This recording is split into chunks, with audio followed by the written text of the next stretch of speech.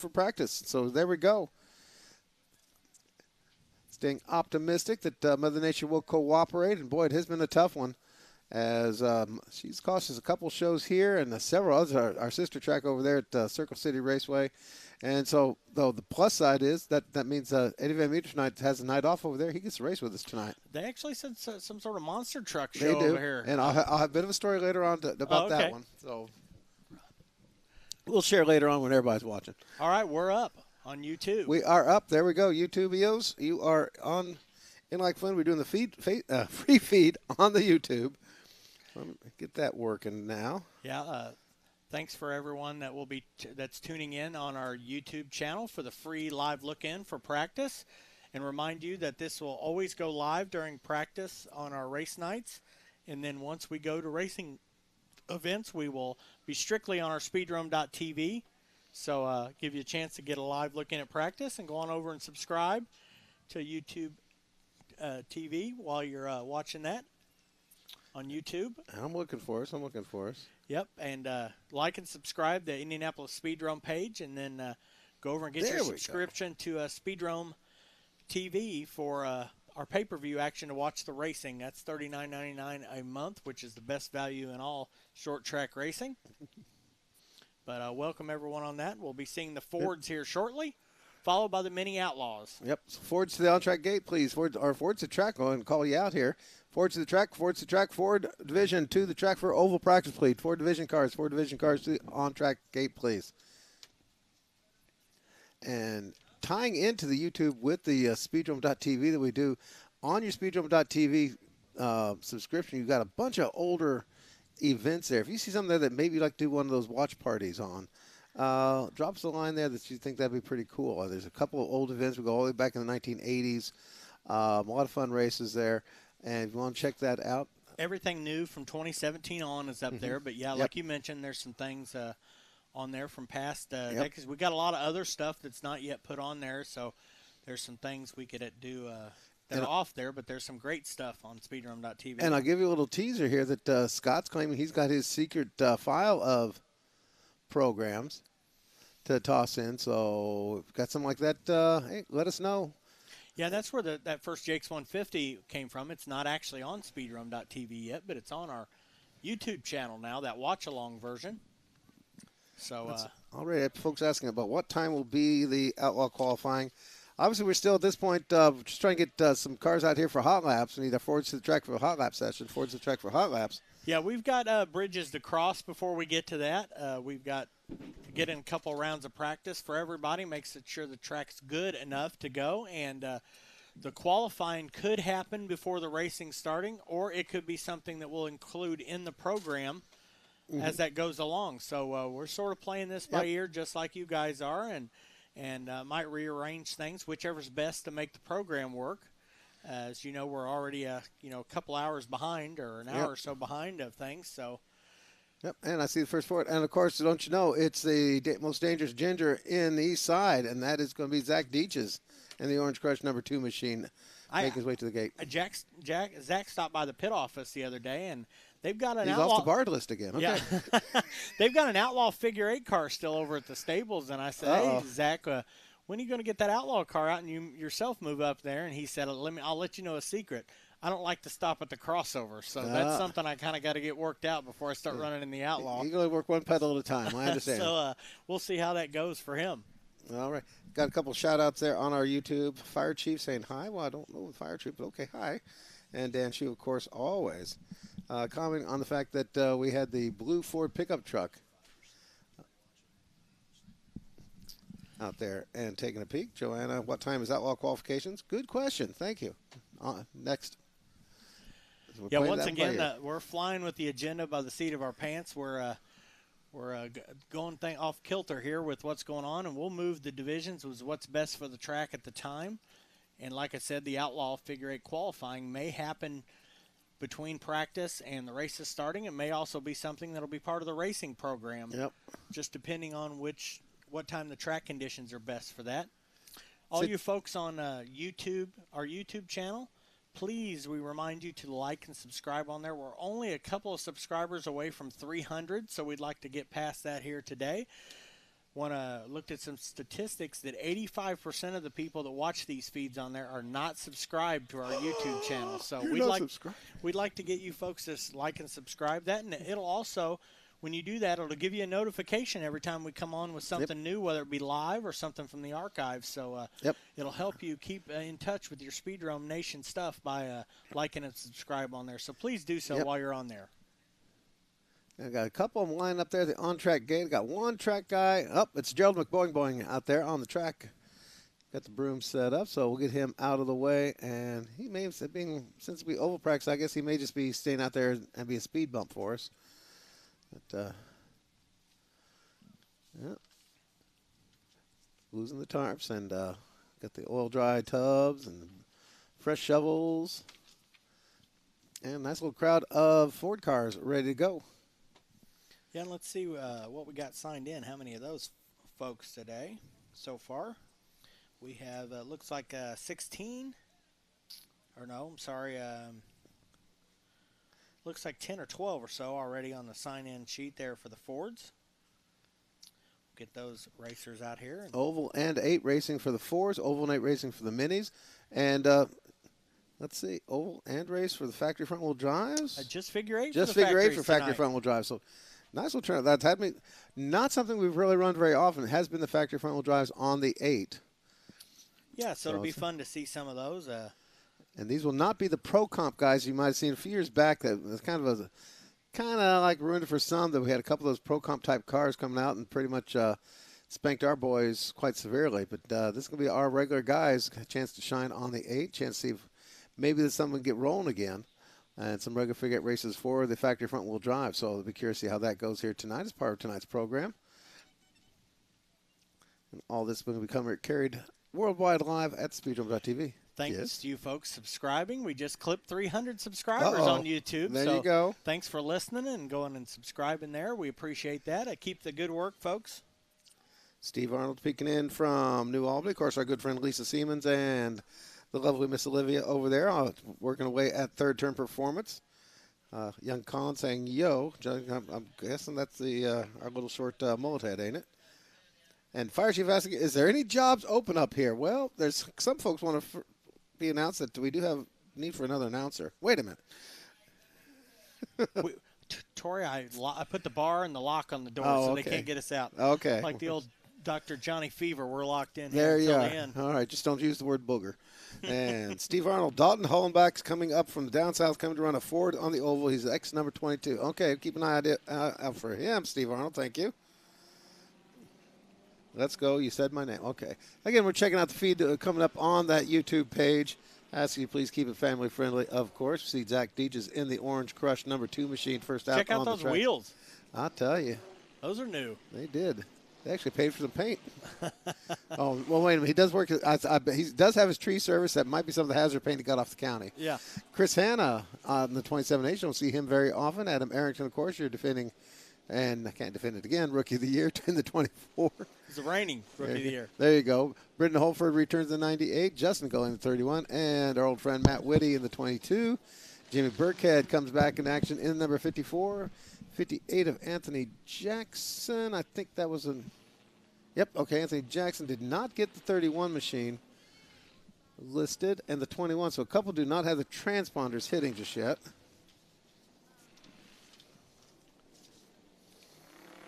Give them a chance here to get things warmed up, and we've been drying the 8 for a while, so these guys are getting out on the oval right now.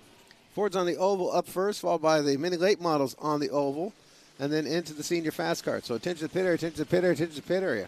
Ford's up first, followed by the mini late models, followed by the senior fast carts, and then we'll switch over to figure 8 practice, starting with the factory front wheel drives, and then into the Outlaws. So Fords, you're up first for hot laps. Fords, you're up first for hot laps. Justin Gully out there in his number 31. And also got the 21 of the Hammer. Harold Bruce, still in all caps, by the way. Means business. Uh-huh. Easier to read.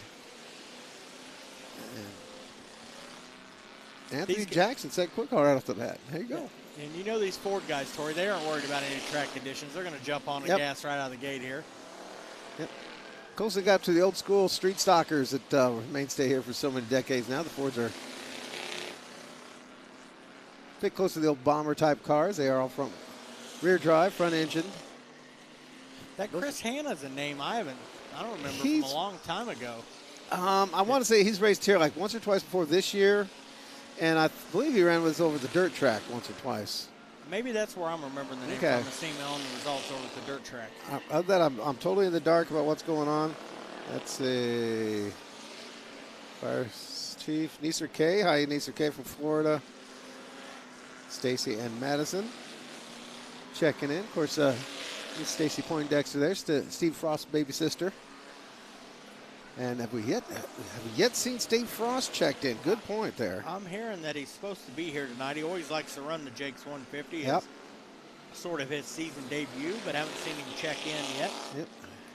He's been keeping pretty busy there. Operations over at Circle City Raceway, plus keeping family and funds together. Brendan Holford, so far our fastest cat in the number 98 machine at a 15.143.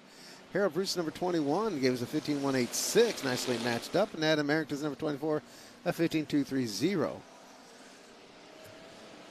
Yeah, and those are folks you've seen. They're points contenders here at the Speedrome, trying to battle. Taking a peek at the 27 of Hannah, the 58 machine of Jackson. Got Burkhead right behind him. Of those, Burkhead's been here for a couple decades worth of playing around here off and on, usually in the stock division or the other type bomber type car divisions, but also a regular down at the Johnson County Fairgrounds. Getting ready for their Derby season, by the way. To see if they had the Burkhead family on board that. Yeah, we are into June, so those fairs are going to start picking up. Couple of my shows. I've got decision time coming. I got one up in Brookville. I may have to take a night off, Scott. Some friends out there in Brookville, Indiana, asking for me. Yeah. They have a fun little group. Speaking of a fun little group, there's like 6 or 7 Fords right there in the wad there. Yep, I almost had Burkhead into the marker tire there. And there's the 31 machine of Gully wrapping things up. It's still Holford, my fast cat. Gully probably happy he wasn't in that water car. I tell you. Save that for the racing tonight. Gave me a bit of scare. Burkhead peeled off and then almost whacked the marker tire there in turn number 1, but everybody gets through cleanly. Yeah, here we are off and underway. Next up will be the minis. I got another batch of Fords ready to come out. Yep, had about a dozen Fords so far checked in early, and a few were still getting unloaded. We'd like to thank the folks at the Outdoorsman Sports Shop. They are the sponsors of the Ford division here in 2025, both the oval and the figure 8 point standings being presented by the Outdoorsman Sports Shop. Folks down in Greenwood also helped us out on the spring shootout here just a few weeks ago. Yep. Donated that gorgeous gun cabinet there to the winner. Jeffrey Shackelford, the winner of the race, was just in this week making contact with them on delivery of that said cabinet. So it was a nice prize for him after winning that event. Thank those folks over there at the Outdoorsman Sports Shop. Okay, Hayden Garner's number 62. He's going to be the 38 this time. Although that's been a rental in the past. Could be. We'll check the loop here as he 36, not 38. Gets added on there. And Josh Ebert. There we go. Another one we've seen up at the dirt track. Only 1 or 2 appearances out here at the Speedrome that I can think of. Yeah, he's been here once or maybe twice so far this year. Take a look at Hayden Garner's there, number 62. Everett right behind. And we need mini late models to the gate, please. Mini late models, the on-track gate, please. Mini late models, the on-track gate. Mini late models, the on-track gate for your hot lap session. Mini late models, the on-track gate for the oval practice session. Now, ordinarily, if this was a dirt track, we'd actually have a race director in their ear giving directions how to go high, low, to work on different parts of the track there to iron it in, as they say. Here, basically, we do have the race receivers on board these drivers, but trying to give them directions sometimes doesn't work out. So they're all right now practicing for the race itself. Some are working on some high sides. Working the 36 of Everett, working on the high side of Garner 62. Garner's going to let him get on through. Don't want to tear things up there in the hot lap session. Garner just moving up from the senior Faskarts, so this is his first full season in the Ford. So he's got a handful of races under his belt. Yep, and doing a nice job so far. See already there, it looks like they are breaking traction coming out of 2. Not sure if that's actually track conditions or they're just goosing a little bit. Situation easily for these guys, of course, the track will be green here until we get a couple more races under our belt tonight. Watching this lowering cloud cover here coming up from the west, the northwest, and fingers crossed it doesn't drop anything. But whatever it is, though, Tori, it's moving awful fast. That's what yep. Because I noticed it here just a few minutes ago, and it was not even over the property, and now it's sort of almost centered over the property. So blue skies behind it. That's what's got my hopes up. My little weather eye here from dealing with the stuff over the years. As long as it's coming out of northwest and headed, southeast, we're cool. That's the way the wind always blows, comes on through, and it becomes that. If you ever see it blowing from the south and straight north, that's when it's time to batten down the hatches. Yeah. So we'll just keep an eye on that and just keep on rolling through. Does lower the temperature quite a bit, so not exactly too bad out there. Now the dampness looks like it has come to an end. Let's see, we've got I had one or two late Fords show up, I thought, but I got many late models at the on-track gate already. Yeah, we'll move them around and get those other Fords that they just got in on the next round of practice. I think we got a good chunk here. Did not get Frank Hardcastle in that group or the Billy Riddle 5 machine. Yeah, that's true. The Riddle 5 machine was not in that practice. Yeah, they might have said practice was overrated. Exactly. They're waiting for the next round. It's good to be the king. Yeah.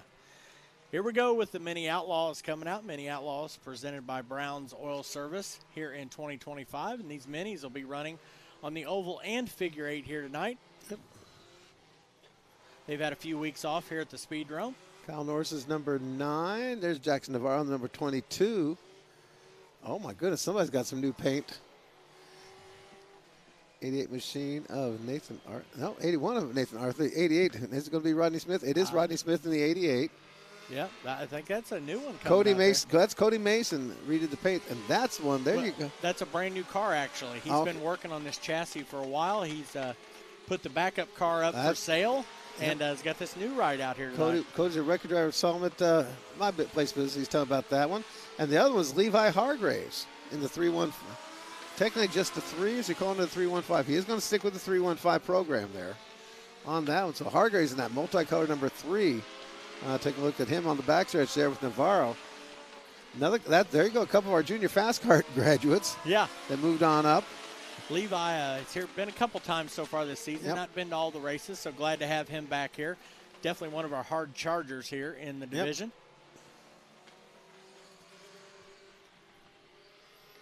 Threw the yellow out, maybe going to sneak another car on or so, or somebody slow down. I'm not sure. If looking around, don't see anybody moving around. Oh, he's getting a thumbs up, thumbs down, similar to what you do in a dirt track situation. These cars are a bit more lightweight.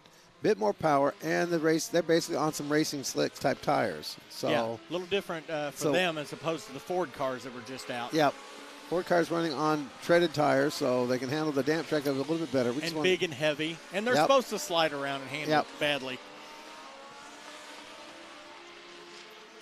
You're looking at Jackson Navarro there, former junior fast kart champion. Getting closer to that first win here in the Mini Outlaws. Had a great figure 8 finish the last time. Right behind him, I think, the 6'2 machine of Mason there. He's got the 315 of Hargraves. Hargraves going to go ahead and scoot on around him there. Mason again still shaking down that new ride. Yeah, good-looking car he's got there. And they went red. I'm not sure. Oh, got a piece of something there in turn number 3 for one. Yep, looks like I head over there and pick that up. Yep, sending track officials headed that way now. Yep. Whatever it was, I think he ran over it. Sorry about your cell phone. Yeah. Don't leave it on the back deck next time. Hopefully they bought the insurance plan. I'll tell you. It's always debatable when you get that, whether to get it or not, so. I just use somebody else's phone.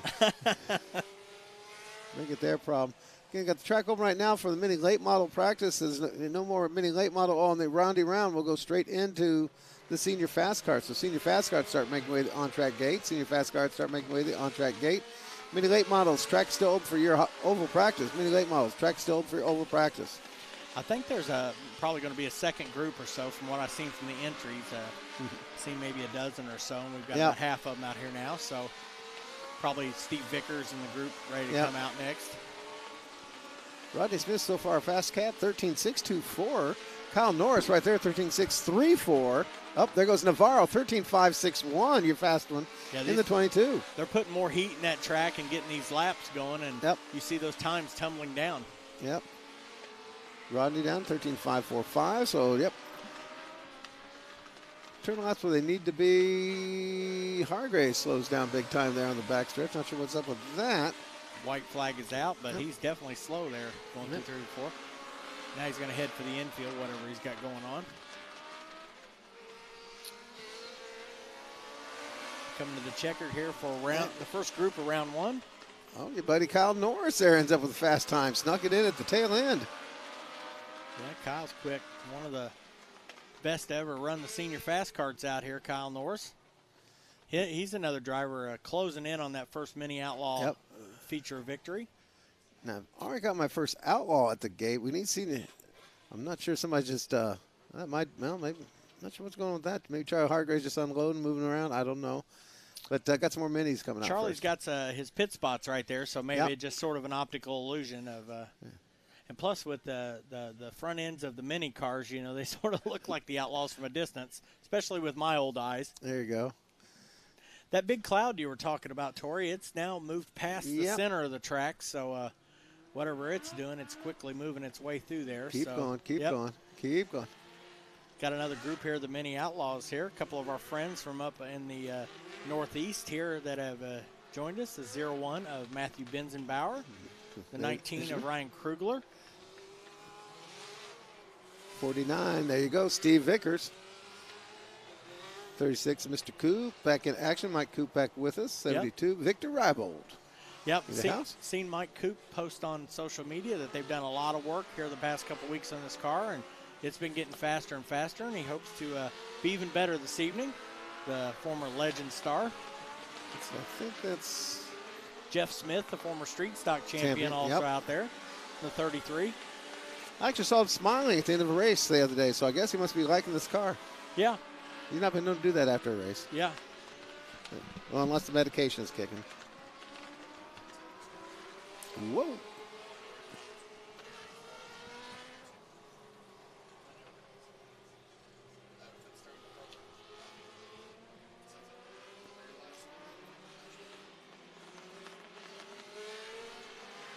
Taking us a look at the Benzenbauer 01, goes across the flag stand there, takes another green flag, back into the race, and we go. Yep, just got word that whenever we have the qualifying for tonight's JAKES 150, that will also be part of our free look-in during the YouTube channel free look-in. So those of you folks that tune in for that, we'll get you that as well. And right now, tentative plans are to have it as before the national anthem tonight, so it'd be the last thing of practice and qualifying before racing gets underway. So that's the plan right now. So there you go, you folks watching worldwide on the YouTube and on Speedrome.tv. You'll check out the qualifying. But again, we will be going strictly pay-per-view on the racing itself. So to me, that sounds like, Tori, we're going to try to stay with the standard 2 rounds of practice for all the cars, and then we'll probably go into the qualifying session for the JAKES 150. And so far, the minis here on the oval is our second class here of the 5 classes in this first round of practice, with the senior Faskarts coming up next. Definitely picking up speed. Stephen Vickers, the 49 machine, up to a 13.249. Mike Coop, 13.428. Victor Rybold, 13.461. So Coop definitely getting the hang of this thing. Of course, Coop's a longtime racer here with our stock division. A few other classes, including the Legend Car division. Yeah, Mike was a guy from the old Nova days in the 90s in the street stocks here. And then when the Legends came out, he took to those real quickly and won a lot of features. I think maybe a dozen or so over his career, probably 2-decade-long career in the Legends class out here. And then got him a chance to get in one of these minis, and he's really liked it so far, and really loves the figure 8 as well. I was going to say, he's already proven he didn't forget get anything from back in the old days of the street stock figure 8s. Yeah. Those were sort of a free-for-all back in the old Nova days. It was 15 laps. And the first half was just surviving, and then if you survived the first 7 or 8 laps, then you raced for the win. Well, Scott, now you know what you got to find now. What's that? Some of those videos of the old figure 8. I've got a bunch of street stock figure 8s. Oh man, if we can find that very first one, the race that would never end. That one I do not have, unfortunately. Fast qualifier in that, Speedrome Hall of Famer John Aldridge was the fast qualifier for that first figure 8. as a matter of fact. And I think, what was it? It took like an hour and we went through half the field to run 2 laps. And speaking of that first figure eight, we're going to see that driver here any moment now on track, and he just now crossed the start-finish line. That's the 40 of Manny Aguilar. Aguilar, yep. The winner of that first race back in 1983 of street stock figure eight action. So I wish I had that one. If anybody's got that VHS tape, please contact me here at the pit office. We would like to do that as part of our watch-along. We do have a word from Miss Stacy that's Frosty's supposed to be heading this way. See what happens. No offense to Frosty, but that's kind of on time for Steve. I was going to say, probably still got some paint drying. Yep. All right. We're up to 23 entries so far without Steve. Oh, Lordy. So nice field for the Outlaws. Yep. Now we got the senior fast carts out there presented by Hankey, Marks, and Kreider here in 2025. And just on the warm-up laps for a little bit, Manny Aguilar was the fastest, but already first red flag for this one. And yes, he reached out. Now, okay, we have the drive. Let's explain what happened there on the backstretch. And we're zooming in now. Leland Hargraves. Basically, the horse collar, the neck collar, had fallen off of Leland Hargraves' neck, or maybe he didn't have it on properly. And since there's openings on the floors of these cars, he's now trying to put it back on while strapped in, which is rather difficult because the belts get in the way. But I do believe he ran over it himself and then grabbed it off the track and was putting it on as he drove away. He's heading over to the lost and found now. I think that's a glove. That might be a glove he's passing on. Yeah, hopefully it's his. You know, the lost and found. Sometimes you get a mismatched set of gloves, out of the old lost and found. Yep, and I think that's – he dropped to the other one now. That's a go. Oh! Almost caused an accident. Hey, can we cue the Benny Hill music, please?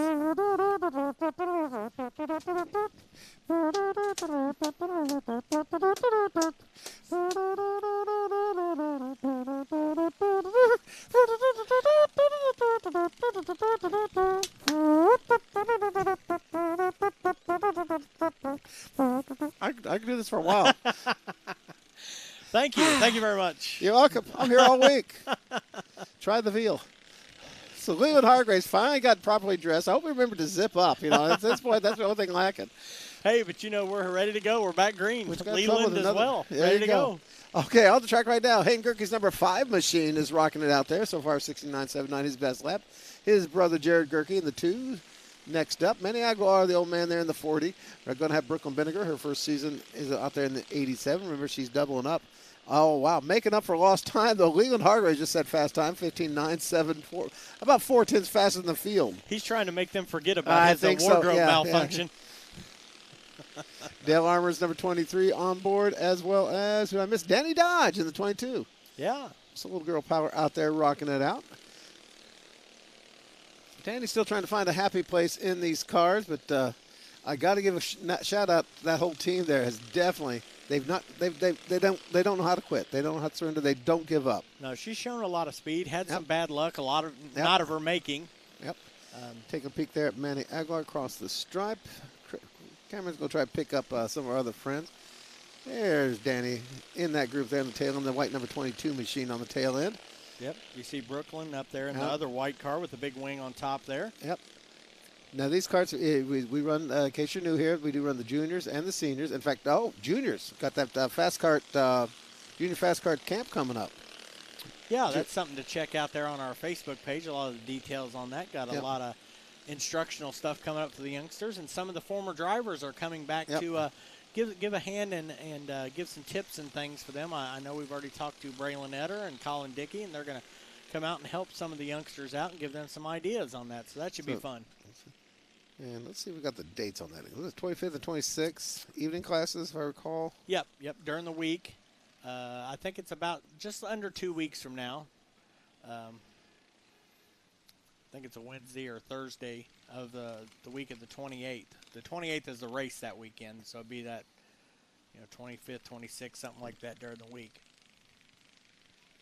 So first group of senior fast carts finishing up. Leland Hargraves, even after the glove deal, is on top. Hayden Gerke, Jared Gerke, Daniel Dodge, and Manny Aguilar are the top 5. Here comes the second half of the field out here to have their practice session for the Hankey, Marks, and Kreider senior fast carts here on Saturday evening, Father's Day Eve here at the Indianapolis Speedrome. Let's see. Found the page there on the Facebook. It's June 25th, 26th, 6 to 8 p.m. And free admission there into the pits. Check it out and basically see if we can get some seat time, et cetera. I'll be playing that by ear, but definitely a chance to talk and look over these carts, see if you've got what it takes.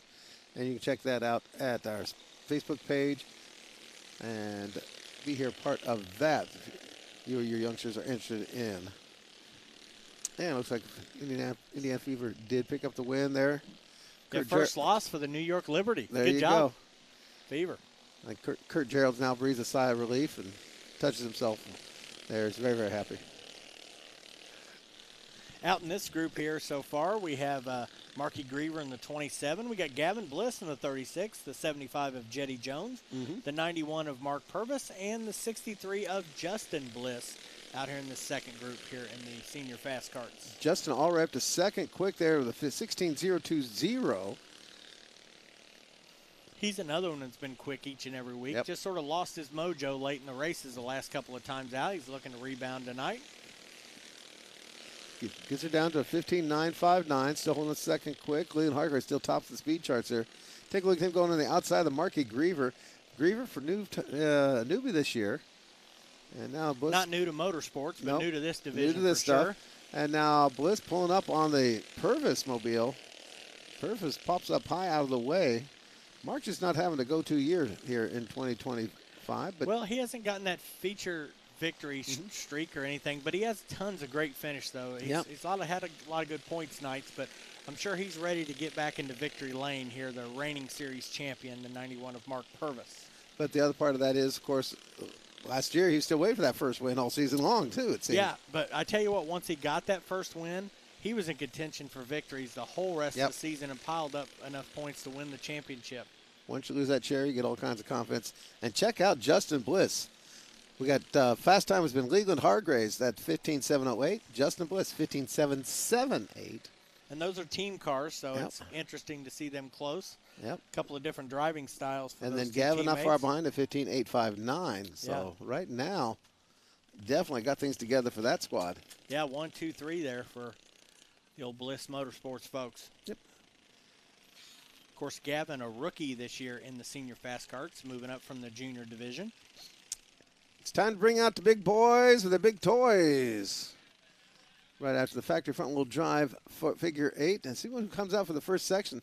Factory front-wheel drive figure 8 cars, factory front-wheel drive figure 8 cars, factory front-wheel drive figure 8 cars. You are up first. Means move our track truck around, move Dave Gardner to a different flag stand. And there's been a lot of talk with these factory guys about running the figure 8. Some a little timid, some not. And I tell you one who's been really out there and excited about it is the guy that's leading the rookie points in the factory front-wheel drives, and that's Jalen Summers, who's just moved up from the junior fast carts. He's been very excited about making his debut on the figure 8 course tonight. Yeah, he's been part of our highlights here a couple times here in 2025 here at the Speedrome.tv with both good and bad. But he's been on a hot streak lately, got that runner-up finish on the Kidney Bean course, and then he had a great finish last Sunday afternoon on the oval. So now let's see how he adapts to the figure 8 course. Of course, the youngster's been watching figure 8 racing all his life out there, a big fan of the White family and Quentin and Casey and those guys he's been rooting on over his years. Now it's going to be the first time for him out here on the figure 8. And I seen also signed in the old veteran of the front-wheel drive figure 8 classes, Don Van Valkenburg, on the list here today. Travis Harmon, who's been successful on the track here in 2025 at the Speedrome. He's going to look to get some good laps on the figure 8 here, and we'll see who else we got. So coming out. Oh, there you go. Right off the bat, Zach Hall is going to lead with the hatch. There's a new one right behind. I don't think I've seen 18, that one. Michael Phipps. There you go. Yeah, a little Anderson Phipps, action. Well, plus he's been with us on the Ford so far this year. But yep. Jaden Steele out there in the 13 machine. Yep. 00 Raiden Eversall. Chris Snap, who just picked up his very first career feature win last Sunday afternoon on the oval. Yep. And one fellow that's been fired up all over the Facebook, and that has been Kyle Downey, whose father was in your first Jake's 150. Absolutely. And, of course, Kyle, podium finisher in the Brian Luttrell Memorial figure 8 as well. So he's got some figure 8 experience, but it's been a while for Kyle. So we'll see how he does out here. These guys, they took off right away, or Tori. No warm-up laps for these guys. No. Is that? You got your point leader out there as well, the 00 Ray Neversaw.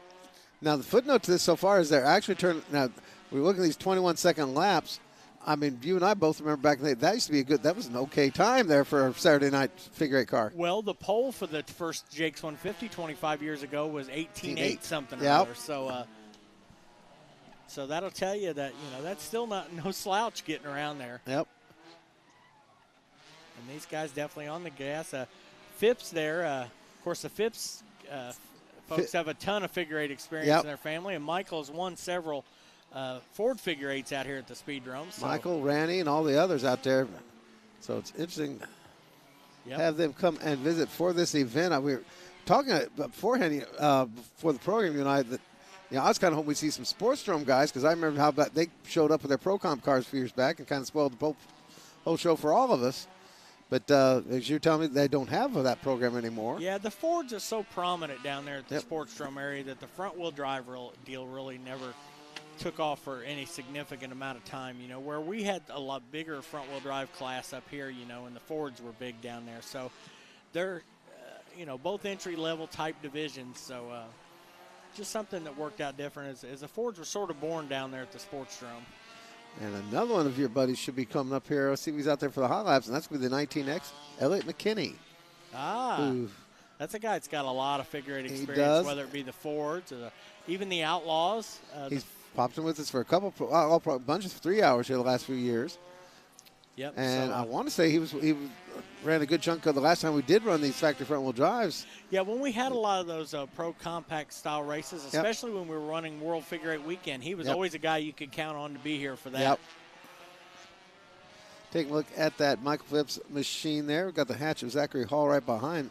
And Zach's turn, he's having a lot of fun with that 333, the white hatchback. He's been pretty excited about that car. Yeah. He's a guy that's shown lots of speed so far in 2025. Just had some rotten luck here and there. But always one of the first people to come join a race when we have it scheduled. So, well, he's a record driver working all night long. They take a lot of speed, so it works out. There you go. That's probably one for the night there, ladies and gentlemen. Good night, folks. All right, we're finished with that first group right there. We'll see who else we got back there. I know we've seen some other guys. You mentioned McKinney. Let's see, we're missing here so far. Yep. Devin Matthews. Haven't seen him 22.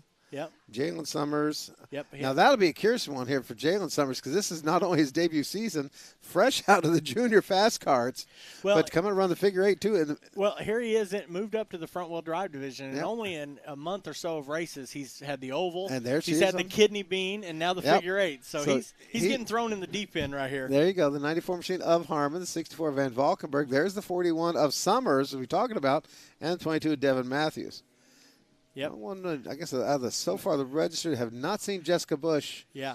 They may have just gotten in and got signed in, but yet got back there and got unloaded and ready to go. So that'll be fun. So Jessica, actually, I talked to Lee this week, Lee Schwartz. Yep. And he was mentioning that Jessica heard word of us talking about her taking Lee's car out last weekend, and it actually has sparked her interest. So I tell you, next time they have a track rental, I'm pretty sure that Jessica's going to get behind the wheel of Lee's figure eight car and there you go. See how she likes it. So well, now they'll catch it. She ran. I've remember she running on the 8 here before some of these programs in the last 2 years. I think she ran. She ran a couple times.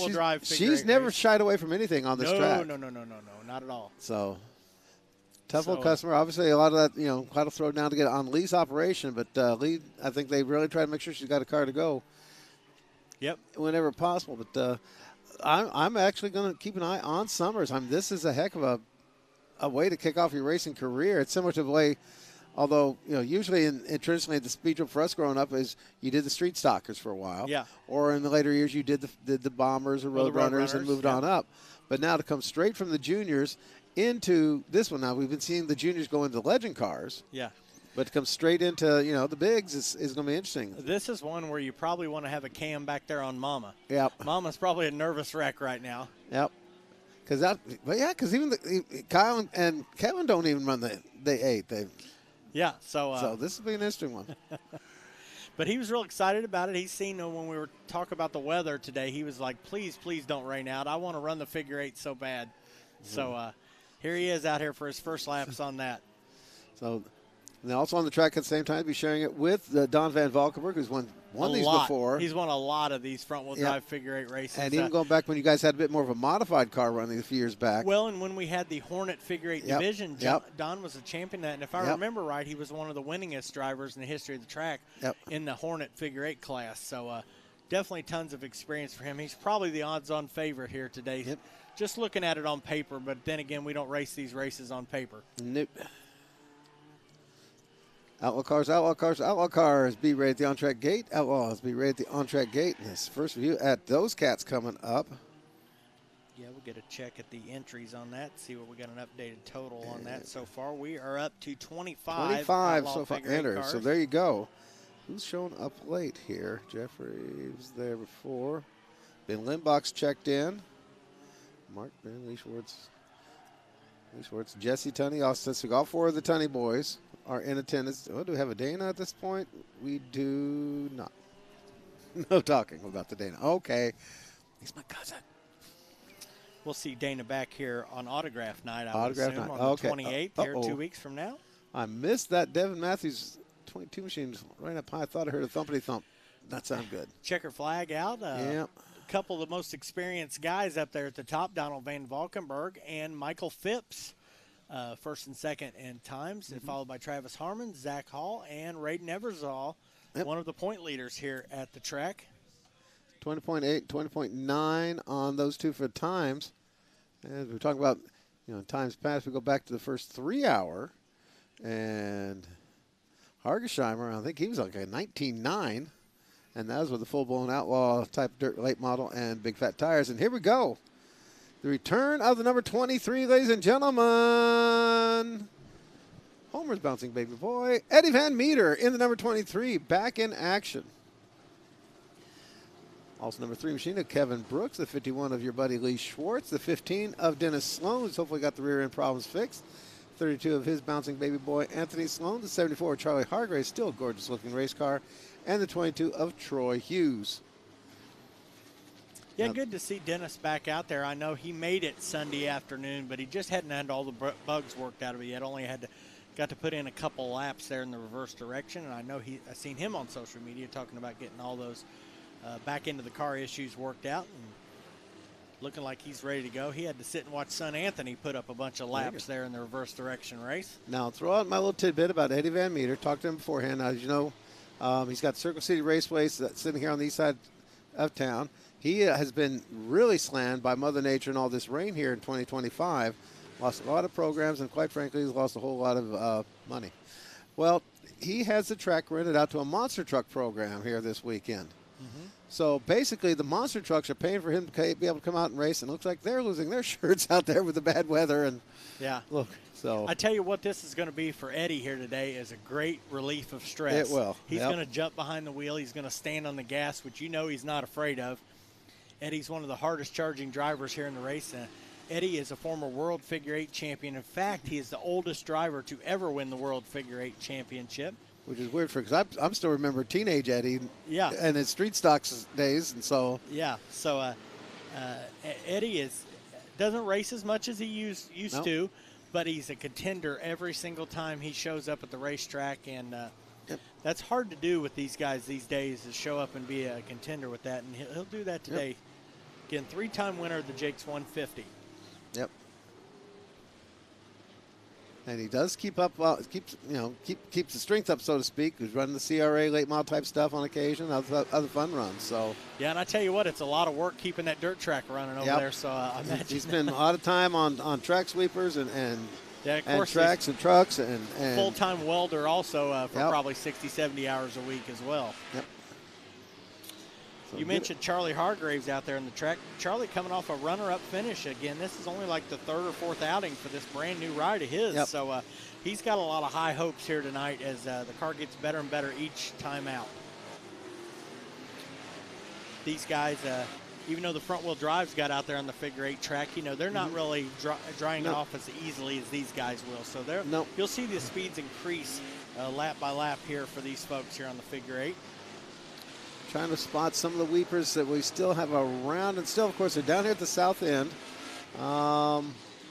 down low, right at the crease there, so to speak, of the infield out and the track itself. Up. I don't know if you did not catch that on the TV. Charlie Hargraves waving Eddie on through, which is good. Eddie right now is already in the sweet spot there, the 17.7 range I talk about, 17.745. So that tells you the track isn't that bad right there. Nope.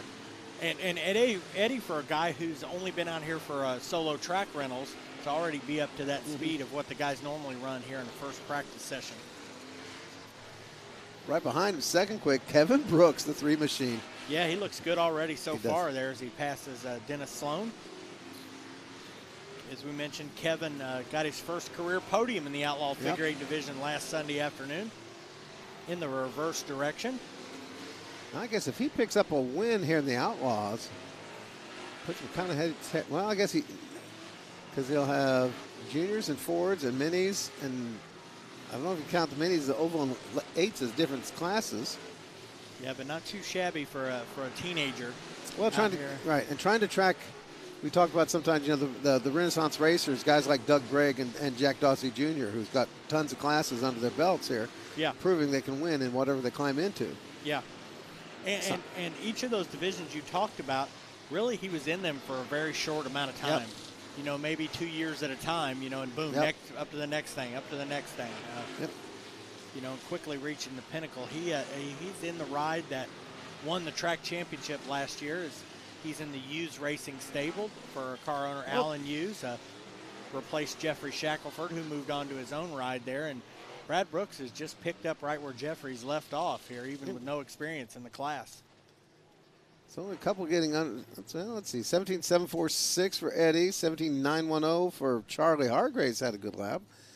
Kevin Brooks, 17.9 and change, 17.9 for Hughes. So the track's still a bit green, still a bit damp.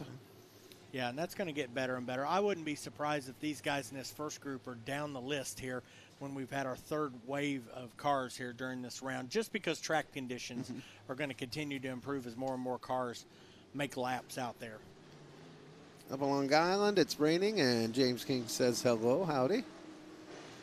Let's bring out Chris Grays, number 27. DG4, whoa! As Mark Tunney gets a little racer out the bat in the 3. DG4, Johnny Garrig's the 4th. Yeah, DG4 made his season debut last Sunday afternoon and finished in the top 10 first time out. Yep. Jim Lepedo in the 0. There's number 33 of Doug Gregg, and the 37 Ben Limbach. Doug, first time out on the figure 8 course since he was at the dirt track last October. Yep. So he said he still had to blow some dirt off of it this week as he was getting to set it up for here today. Again, as mentioned before the pre-show, that he's one of the few guys there who was at that first event. Is at this one as well. Yep. Trying to extend that race record, so to speak. Yeah, out here not only because Jake was one of his very first sponsors out here, so he likes to make it out here for the Jake's 150, but I'm sure he's also got an eye on July 5th as his dad's race. The Mike Gregg Senior Memorial Race is coming up, so I'm sure he's wanting to get his feet wet here tonight. And that will also be fireworks night, too. Absolutely. There you go. What a night. Oh, man. Big night of racing coming up there on July 5th. Mark Tunney, good to see him back out here. Mark, of course, coming off the heartache of the spring shootout, who led a ton of laps in that event, and then got caught up in a little intersection melee, and guys had to go back, and him and his dad Bruce had to put a lot of hours in to get this car back, so I'm sure he's hoping that it's back to the way it was that evening. Taking a look at the Lepedo 0 and the 33 of Gregg out there scooting through. This is almost this one for Doug Gregg, who's like me, a little long in the tooth these days. My little footnote on that one, after my first couple of runs in demo derbies there in the late 70s, we had one right afterwards. Featured 3 people in the top 3. They were Bruce Tunney, Doug Gregg, and Mike St. John. Nice. In the demo derby. I didn't know Doug did that. I knew Bruce did, and I definitely knew Mike St. John was a derby guy before he became a pro stock champion. Still in high school at that point, if I recall. And so that was a part of the going way back, and that sort of brings up the demolition derby aspect of this and growing up here. Not so much part of the speedrome as you do in a lot of other places where you would cut your teeth out, would be that demo derby, that little high school senior type stunt you do at the county fair level. But nope, there's still people here to that. We've got Underwood, who's in the mini stockers, the factory front wheel drives.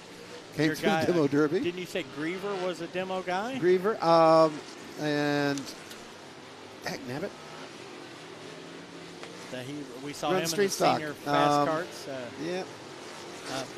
Talking about Mertlow? Was he a derby guy? No. We'll catch it in a second. I know. Also out there on track right now is the 12 machine of Mike Riddle Jr. As we Adam mentioned. Sims. Oh, Sims, yeah. Sims was in the demo derby system. Riddle, a former champion of the spring shootout and a former champion of this class here at the Speedrome, which really, Mike, is the only sort of outside invader to ever win the Outlaw Figure 8 championship at the Speedrome. Of course, he's one of our own now, but, you know, Mike will always be probably at heart an Anderson Speedway guy. But he's become a Speedrome guy over the last decade or so and did win the track championship here in the Outlaws. And right now he's the fast guy on the track at 17.695. First one under the 17.7 range. Doug Gregg, 17.7 and change. Second quick. Nice. Look to see him up to speed quickly. Yep. And as we talked about, some of those guys in that first group bounced down a little bit because the track will be getting better as they go each time out. And we're up in the mid-20s of signed-in cars now, so we'll probably be about 4 groups of these Outlaw Figure 8 cars before we return to oval practice here for the second round of that here today. Again, here, thanks for tuning in on our free YouTube channel feed.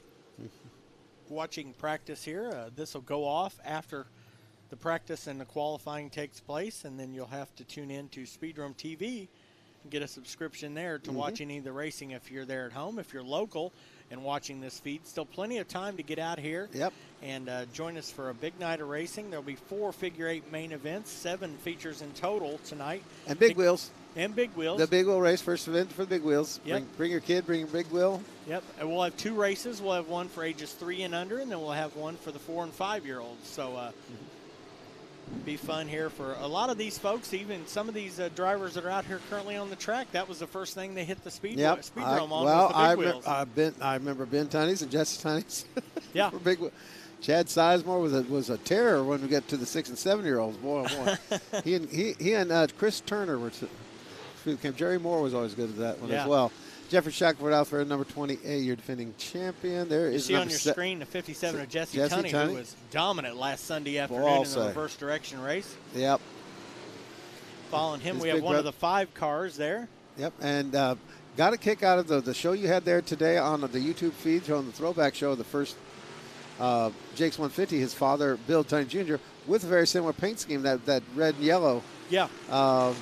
And that's basically what he went to. That Tunney yellow is what we used to call that back in the time. We still do. I do, at least. Yep. And then right behind Ben, you also see someone that was in that first JAKES 150's dad, and that's Dylan Douthit in the 21. His dad, Bobby, was in the JAKES 150 in 2001. And Chad Sizemore on the track, number 91, his father, Rodney. So there you go. Yeah, and his Rodney was actually the winner of the very first JAKES 150. So it'd be neat if Chad were able to get his first JAKES 150 win in the 25th annual. So, and he could fight it out with Shackelford and have the controversy between the St. John's and That's right. Yep. If you're interested in that controversy from the first one, make sure you watch our YouTube channel feed of the 2001 JAKES 150, and I'll go into detail on that during the race. So check that out. Sorry, Mike St. John, for rubbing that in. There you go. I know you're watching, Mike. Now, another sideways remark here. You made a comment about an out-of-towner, Mike Riddle, win that championship being an out-of-towner. Another fellow there that I keep hoping is going to have that big change, and that is another fellow that's had some great runs with us here the last couple of years, and that's Corey Harmon. Yeah, good to see Corey out there. Corey's won multiple Figure 8 races out here at the Speedrome. Was a winner of the Ed Bishop Memorial as well out here at the Speedrome. Also one of the handful of guys, and I think it's a total of 5 that have completed 500 laps in a single 3-hour Figure 8 endurance race. Corey was a big contender in the spring shootout here a 3 weeks back. Took the lead from Mark Tunney there late in the event, and unfortunately had a wheel failure happen. Of all things, Yeah, it was just something rare that happens, and tough luck for him. 21 so far, taking some hot laps out there. Jeffrey Shackelford topped the charts, 17.429. As you mentioned before, Scott, track is definitely coming in. 91 machine of Chad Sizemore, second quick at 17.498. Mike Riddle, 12 from earlier at a 17.695. Matched by Jesse Tunney's 57 machine, that's 17.695 as well. So track times are definitely coming down. Track definitely improving. Still got some issues up there, a few spots there, especially the approach to the flag stand turn, number 1, caused by that weeper situation. Simple case of utter saturation of the soil in this neck of the woods. And as time goes by, that should be draining out gradually. Yep, and we've just been handed a sort of updated agenda for this evening. Looks like we're going to shoot for Outlaw Figure 8 qualifying just after 7 o'clock. And then when that ends, we'll do the welcome and national anthem. And then we'll kick things off right after that with the big wheel races around 8 p.m. And then following that, we'll get into features with the Mini Outlaw Oval, the Ford Oval, the Senior Fast Kart feature, the Mini Outlaw Figure 8, the Ford Figure 8, and the JAKES 150 to round things out this evening. Cap it off the way it should be. Plenty of time to get out here, folks. Yep, got sort of a plan. Yes, plenty of time to get out here and tons of good racing for you to watch here tonight. See the best of the best battle it out here at the Indianapolis Speedrome. Looks like we still got that. Maybe Austin Tunney at the gate over there. I was going to say, John, and as you were telling us earlier, he's got the Ben Tunney backup. Scored as a 5T. You'll have to look close. There is a duct tape T on there as well. Kind of small, hard to see. I think they might have spilled a cup of tea on it. I'm not sure. I didn't see the duct tape. Also out there, somebody that's a rookie this year in the Outlaw Figure 8 division and was having a great race last Sunday afternoon. That's John Hargraves Jr. Had some shock issues late in the event, which cost him from having as finish as he could. But he ran in the top 5 forever, Tori. Done a nice job. As you were pointing out, had the oldest figure 8 driver and the youngest figure 8 driver battling it out for the lead there. Yeah. For a good chunk of that race last week. Yeah, Johnny, I think that was a big confidence boost for him to run up there in front with them. Of course, Johnny's a guy that's come up the ladder, just like we talked about with Kevin Brooks. He was a champion of the junior fast karts. He was a champion in the senior fast karts. Yep. And then he picked up a bunch of feature wins in a short period of time in the Ford division. Yep. Oval and 8. Yep, and now he's jumped up here to the Outlaws. And, heck, he just graduated from high school here a couple of weeks ago. So, been an exciting time for young John Hargraves Jr. Ford Oval Cars to the gate, please. Ford Oval Cars to the gate. Ford Oval Cars to the gate. Remember, all safety equipment on at all times. So we'll remind Leland of that, by the way, when he comes back out for his hot laps later on. Yeah, he had all the safety equipment. It just wasn't all in its proper position and fastening at the time. So good to see Austin out there in that backup car from Ben Tunney. Austin making his first 2025 appearance. Of course, the former World Figure 8 champion and a former winner here of the JAKES 150. Now, the last time we saw that car, that was Matt Smith driving, correct? Yeah, Matt Smith was behind the wheel one evening and had a good run going at it. Yep. So we'll see what Austin can do with that. Had some deja vu all over again watching the 5 and 5T there all at the same time. Yeah, that got a little confusing for me that evening, but especially since Matt was so fast and they were both running up there in the top 5. I think let's see, are we getting times on the... Okay, they're scoring. This is the 5 plane of Ben. Now here's the 5T of Austin there in the 9th spot. He might have been out earlier then, because we got 5 plane of Ben there taking off the laps. So that's why I don't see a T on it. So we had it confused. Yeah, I was going to say that was. So that's Ben out there now. Yep. Ben. Austin was out there in the group before. My apologies. There we go. That's why there's no duct tape. Okay. Yeah.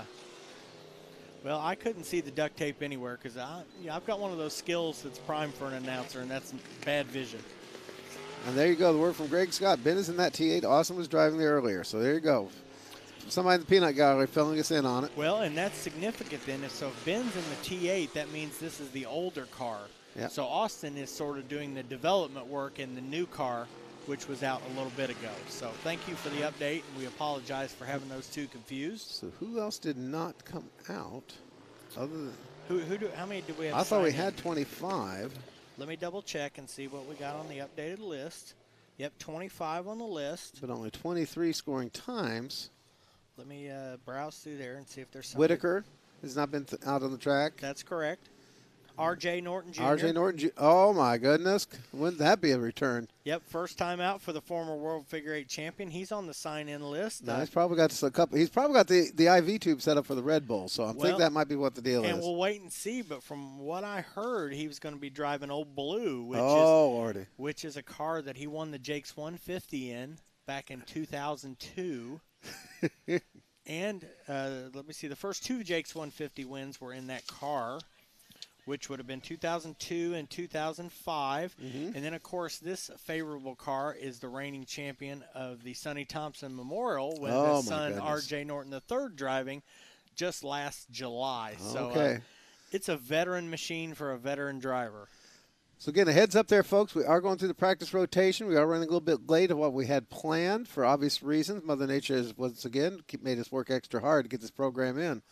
Glad to have you good people in the stands with us here or joining us worldwide on the Speedrome.tv network, or right now, we, of course, feeding free on the YouTube channel. I've been given a tip on the 5 cars here for us to help.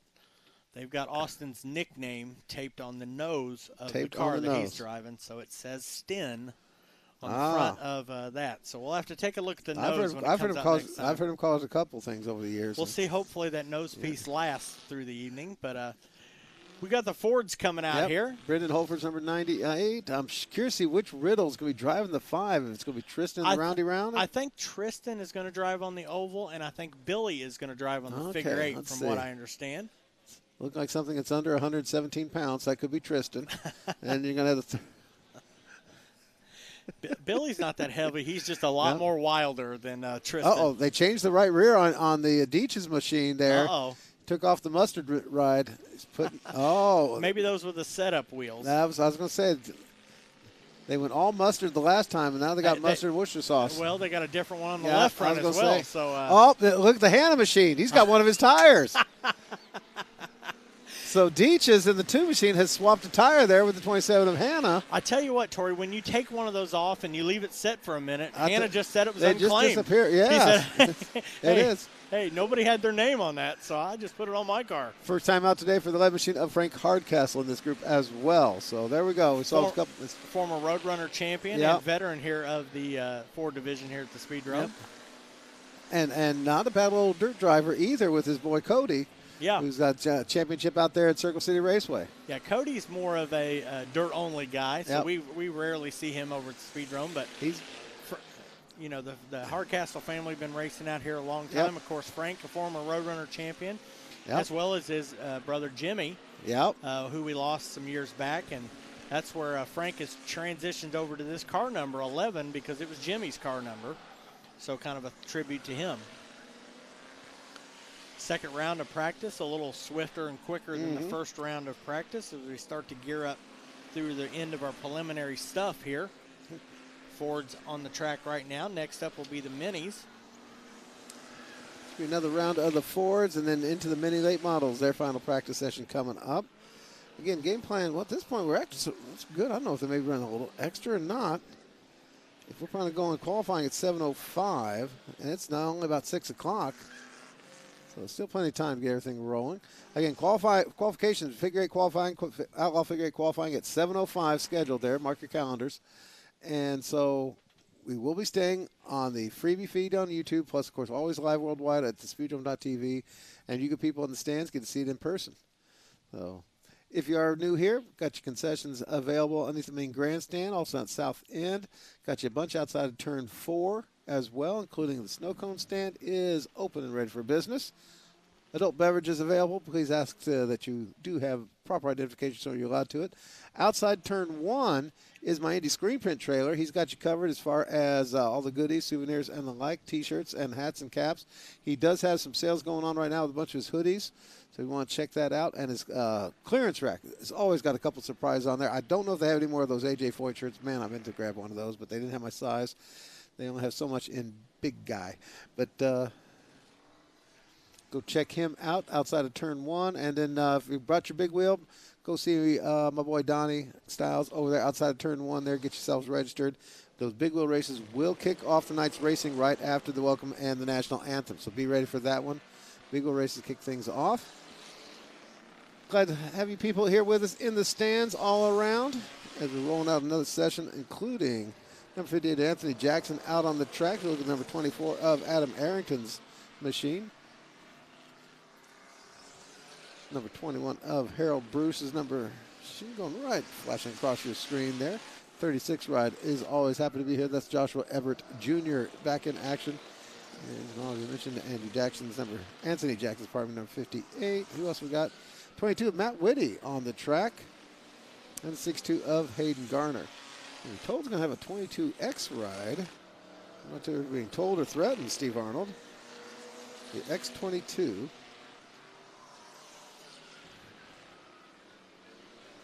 So keep an eye out for him. Haven't yet seen him come out and play yet. Fast lap is Arrington with 15.159. 15.159 for Adam Arrington in that number 24 machine. And Ollie Oxen free. Red flag come out. From Fords to the minis on the oval. So mini late models, mini late models, mini late models. The on-track gate, please. Mini late models. Your final oval practice coming up. Mini late models, the on-track gate. And there is a 54 of Burkhead. Saw him earlier.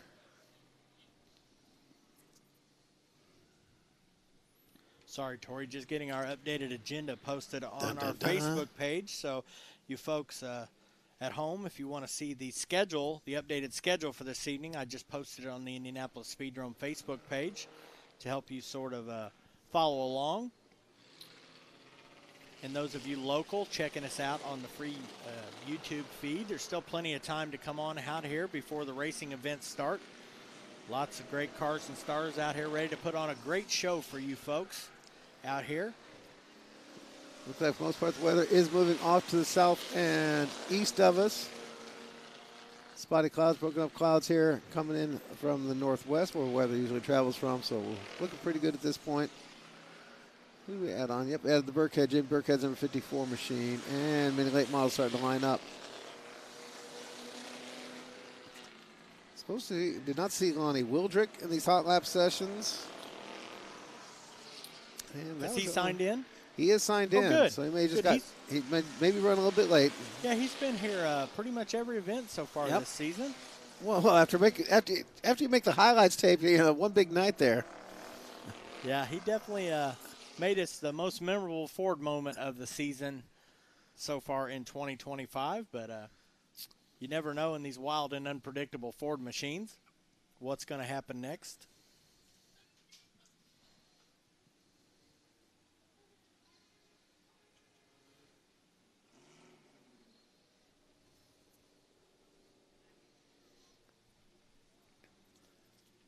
Another round-to-round session here for the mini late models. And again, actually, we're a little ahead of this new schedule, Tori. I know. That's what I was wondering if they're going to extend or smaller groups. Well, I tell you what, when we go through the order, the Outlaws are last, and then they're going to go, looks like directly to qualifying. So there may be a few minutes between the last Outlaw practice. Because they will have to run through tech as well. Yeah. And go from there. So reminder in the pit area, you Outlaw figure 8 cars, you will be going through tech before qualifying. Going through tech before qualifying. Nathan Arthur's number 81, the 9 of Kyle Norris. Let's see, 88 of Rodney Smith. Your best buddy Matthew Benzenbauer and Ryan Kruger. Well, they always come out together. I'll tell you, 19 of Kruger. They may even have the same trailer. I'm not sure, but they're always run together, whether it be Legend cars or the Mini Outlaws. Good buddies. Yep, coming down from now there's some of your regulars up the Anderson Speedway. Yep, they've raced up there, up north a bit. And then Mike Coop in the 36, of course, spoke early, deep roots in the Speedrome stock class. Yep, your points leader, Nathan Arthur, out there trying to pick up his. And, of course, this division, this is only the 4th season of the Mini Outlaws. And our first champion was Josh Foltz. And then the past 2 seasons, Kevin Brooks was the titleist. So none of those gentlemen running here in 2025. So we're going to have a fresh, brand-new champion in the Mini Outlaws. Garrett Fox out there did not make it out in this session, or maybe in the next. That's more at the gate, so we'll see if he's able to make it out. Yeah, he wasn't out in the first round, so they may have just gotten unloaded and stuff. Garrett, the figure 8 winner up at the Painesville Speedway in the Mini Outlaws. Of course, had a good run going last week in the Legends and the Drakewood Memorial Race till had some trouble. Definitely another one of those making that transition from the Legends to the Minis. Yeah. Which kind of because they've already got the powertrain in these Mini late models, same as what you get in the Legend car. So they have that familiarity that helps a lot. Plus, also the same similar situation. You've got a fairly lightweight car with a high torque, a lot of power there for that Yamaha engine. Yeah, and of course these chassis built just behind the backstretch there at the Tunney Third Turn Performance building over there. So got more cars coming over there. I know they've been building some over there recently, and we've had some good fields so far this year and some great action. I'll tell you. Well, if you remember, that was one of the problems. The first couple races we had nothing but action. And when you only had 4 or 5 cars and you managed to take out 2 at the crossover. Yeah. But this year, you know, we've been up in the mid-teens to upper teens numbers of cars, and the racing's been phenomenal. Victor Rivals, number 72, the 49 of Steve Vickers, the 33 of Jeff Smith. Jack Navarro's number 22 comes out and heads the infield. There's the blue, white, and silver 85 of Garrett Fox. The new car, the 62 of Cody Mason, and also 315 of Levi Hargraves. Yep. Wonder what's going on with Navarro there, still in the infield. I don't know if he's maybe double-checking his belts and stuff. Let's see. You know? After we made fun of the last guy who forgot to put the gloves on and the horse collar. Yeah. So definitely, if your gloves fall out of this machine, not going to be able to drive over them, reach out and pick them up as you could in the senior Faskarts. Nope. Speaking of senior Faskarts, you should be at the gate. Your practice session is next. Senior Faskarts, your practice session is next. And make sure you got all your safety equipment on before coming to the gate. Says Leland. Your gloves, your horse collar, your clean underwear, make sure it's ready to go. Should see some good times on this one. Already got Mike Coop did a 13.319, just warming up and tootling them around. So track is definitely coming into shape. You mentioned earlier in the first practice the car number on Levi Hargraves. It's a 3 with a little 15, and that comes from him when he first moved into the Legends division. He bought Marty Griffin's car. Marty, of course, who passed away a few years back, and Marty's number was 15, and Levi was 3, so he sort of incorporated on that Legend car the 3 and the 15, and he's carried that over here to the Mini Outlaws, the sort of tradition with him. See the Faskarts lining up now, so I come to the gate. What we got today? French fries. I see pretzels. Well, starting tacos. Making me hungry there, Tori. I know, just checking out, see what we're eating here today. See Steve Vickers on your screen there. Steve trying to pick up his first title in this division. Former Bomber Figure 8 champion and Street Stock champion here at the Speedrome. Driving for K&R Medical and Rick Garner there. Rival down to 13.310. Fox, Fox to the top of the board. 13.669 just last time by. His checkered flies. And as we mentioned, he didn't even participate in that first round of practice. So quick out of the gate there. Did not pick up on the last one, but he's fast cat right now. 12 of them taking some times in this final session. Of course, second on the list there, Victor Reibold. He's no stranger to victory here at the Speedrome. A multi-time street stock champion. Loves the oval and the figure 8 course. And he still just has the one win here in the Mini Outlaws, and that was on the oval. So he's going to look now it's up to 2 victories here in his career, one this year and one last year. He's going to look to up that total here today, and he sure would love to win a figure 8 here in the Mini Outlaws. Senior Faskarts. Be ready to go at the gate, please. Senior Faskarts, be ready to go at the on-track gate.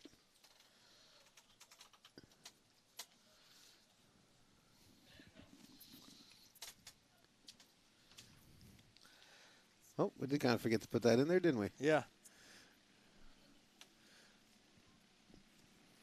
I'm gonna try to remedy that to the Facebook page. I'm sure they're screaming already about that. But had a reminder come through from Race Control there that when we announced the updated agenda there, we've got to put in the factory front wheel drive. That will be after the Senior Fast Kart Oval feature and before the Mini Outlaws. So order of feature events following the welcoming. Those of you currently typing in that we missed it on Facebook, you can stop typing now. I will be posting that here in just a second. I'll get that switched here as fast as my little fat fingers could type.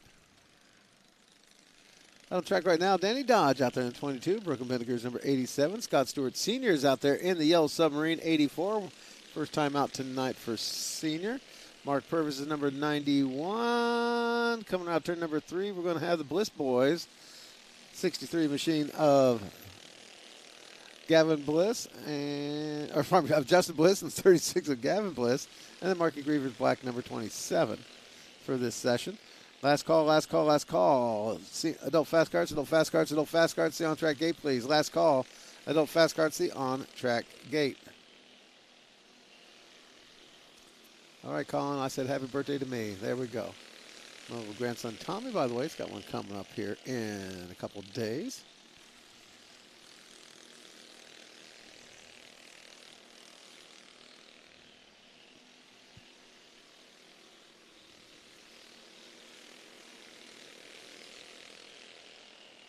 And Justin Bliss, 15.848, best lap so far out of this session.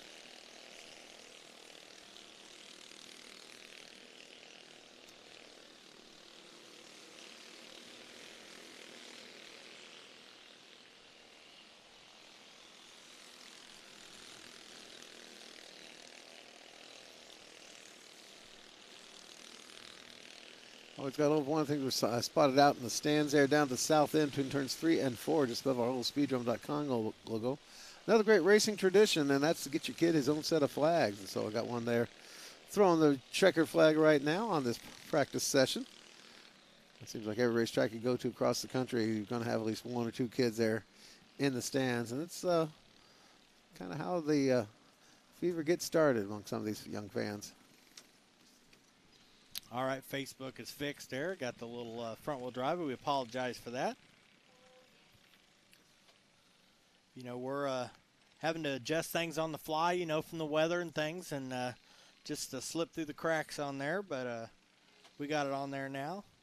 It'll be the first of the 4 figure-8 main events tonight. So, again, the order of things that will go after the national anthem tonight will be the big wheel races around 8 o'clock, followed by the mini Outlaws on the oval, the Ford Oval feature, the Senior Fast Kart feature, the front-wheel drive figure 8 feature, the mini Outlaw figure 8, the Ford figure 8, and then, of course, the JAKES 150 to round out things here tonight. Track coming into shape quite nicely. A bit of a stripe down low. It's going to affect more of the oval racing, I think, at this point down here along this front stretch. Maybe the approach to turn 3.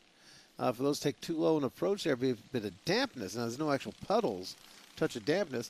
The only other problem is, of course, the track itself will be green. There's basically no rubber out there. Well, and you know, the senior fast karts that are out there for now for practice, when they finally get back out for their oval feature later, they're going to have 60 laps of oval features that are going to happen before them with the minis and the Fords. So the track's going to be in much better shape when the seniors reach feature time here later on this evening. So, Yeti Jones joins this group at number 75. Got Dale Armours, number 23. There's Manny Aguilar's number 40 going down the backstretch. Those of you watching at home on the speedrome.tv.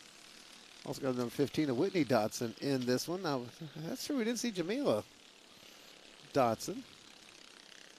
That's junior. In a junior kart. There we go. That could be why we didn't see it. The Dotson family now has junior karts, senior karts, and they also have a front-wheel drive. So front-wheel drive. Okay. So Jay, I was wondering where Jay's been.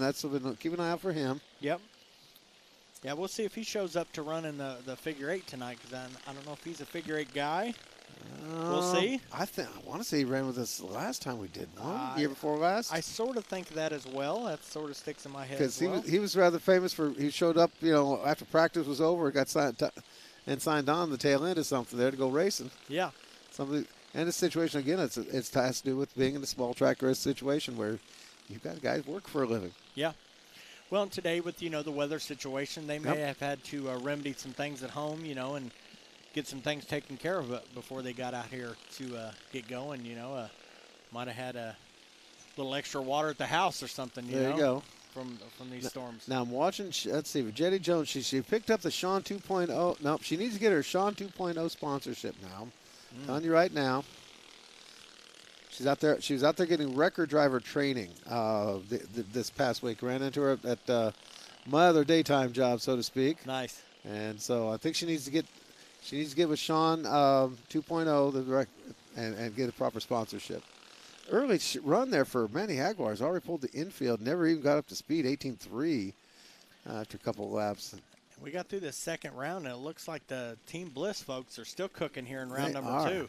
Hargraves Bliss and Justin Bliss and Gavin Bliss. Purvis finally nudging his way into contention there. Matching that Gavin Bliss was third quick with the 15.858. So was Purvis. But that Leland Hargraves 15.787 and kept his gloves on. So that worked out well. So the seniors, it looks like the next time we'll see them out was when they hit the Speedway for a feature competition here later on this evening, as we get the lights switched around here and get ready for some figure 8 action where the front-wheel drives that we sort of missed there on the agenda. Yep. And this will be their final practice session, and then rolling from there into one final practice session for the Outlaws.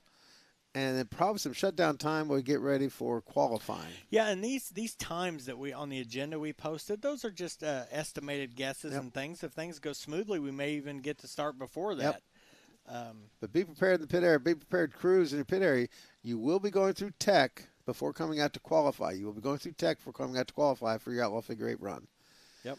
And the other interesting footnote to this whole idea of Figure 8 racing, the idea of these factory front-wheel drives as they run at Speedrome, we don't want a whole lot of modifications to make them only left-turn only cars. That's why we add things like the kidney bean. We should, sometimes we'll throw in a reverse direction. I think it's still written in the rule books. We can do that at any time. Sure. But also, it means that their time to have to set up for the 8 is not quite as bad as a car that's been radically set up to only turn left. Yeah, and this is still an entry-level division, at Spirit. So, they should waller around a little bit out here. So speaking of Spirit, the ghost of front-wheel drive cars past, the 55 machine, the Dupler, is with us here tonight. Yeah, and if I remember right, finished in the top 5 last Sunday afternoon in feature competition, led some laps early on. Yep. Now, I forgot to get it. Does not have a working transponder. Only downside. Won't be able to get time off Dupler. But here's our matchup right there in the front of this pack, and that's going to be the 94 of Travis Harmon, who's one of the guys leading the division here at the Speedrome in 2025, and going up against on the 8 a fellow that's definitely an 8 master, and that is Michael Phipps. Yeah, that 18. And Phipps is not here to race for points or anything. Phipps is here to win the race. So be interesting to see how that goes for him and that wild paint scheme there on that orange machine. Yep. Is that one of those, the Mitsubishi Spider? Who had the Spider? Yeah, I don't know. That's the first thing that comes to mind for me either.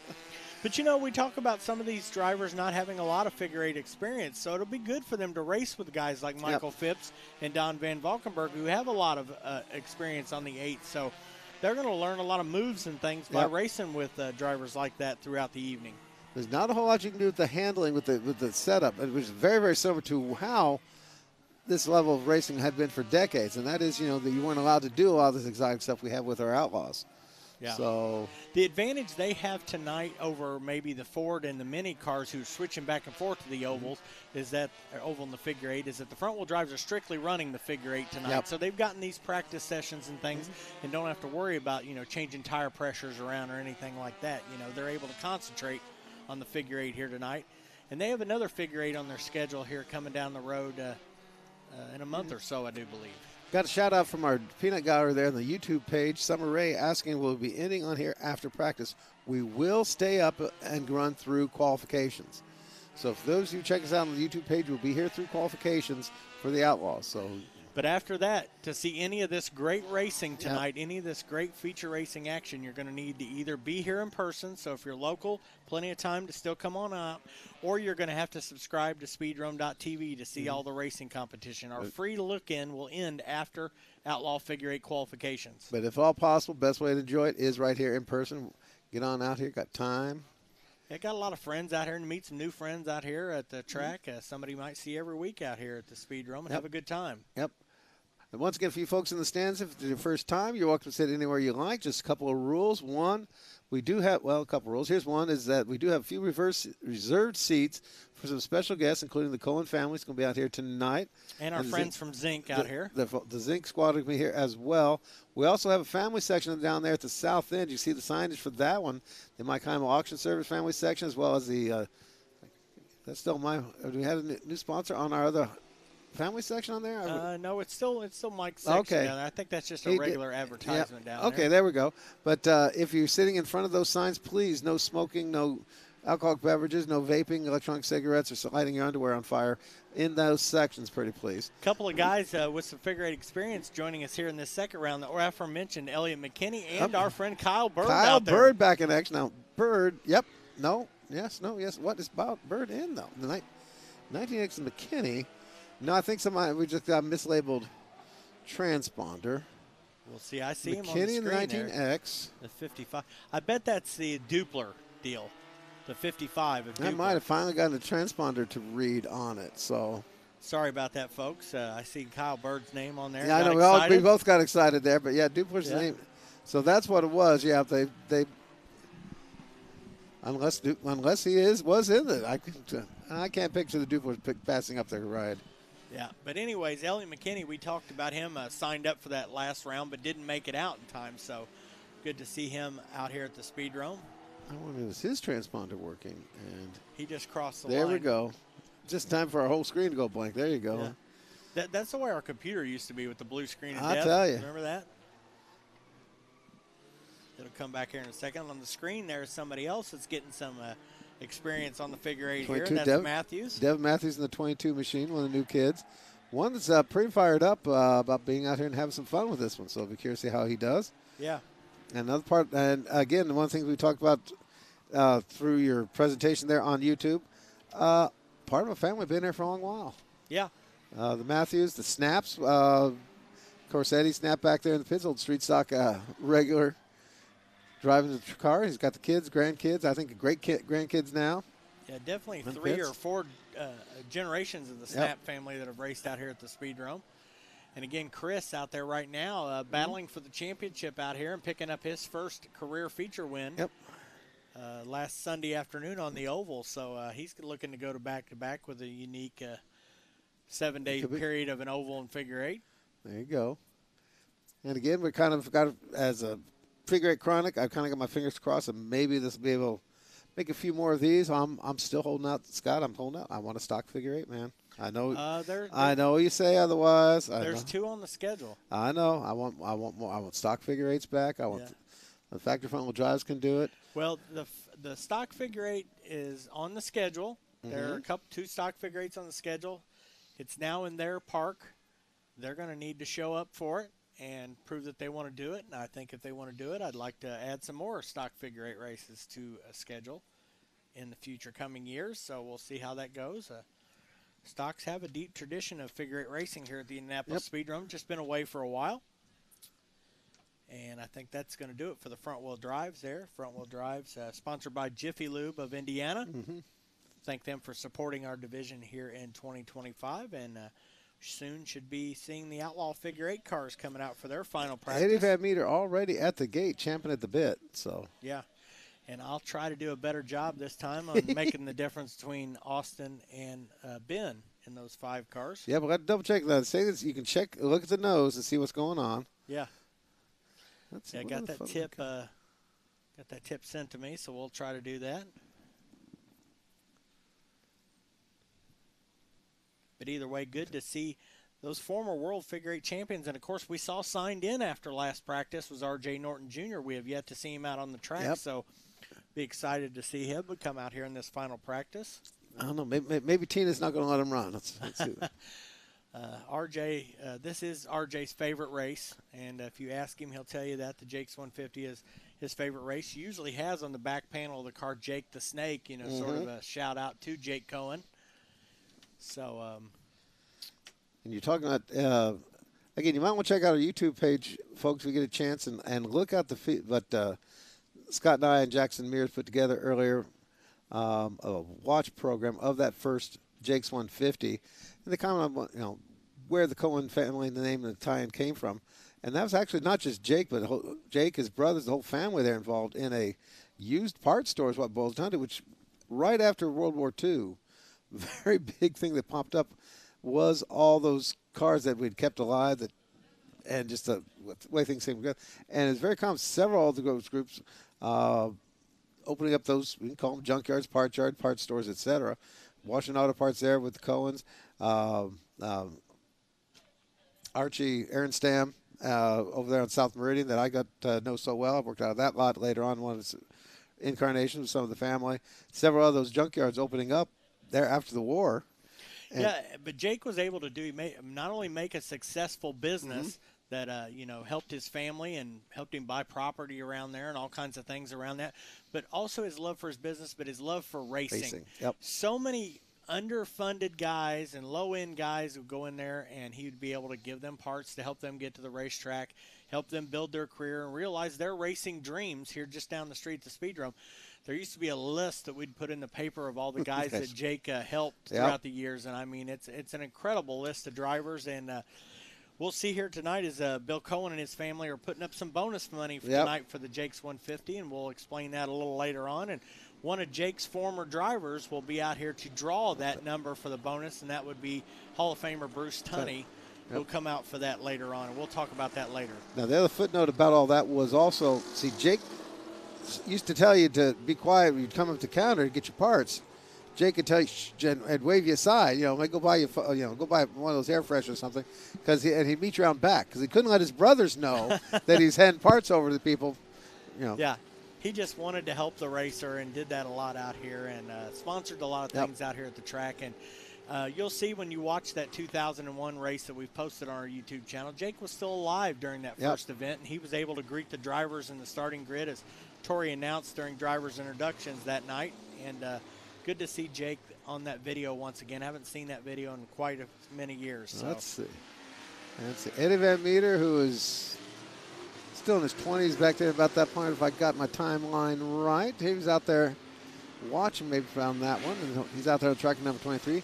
Kevin Brooks in 3 Machine, not even born yet. Yeah.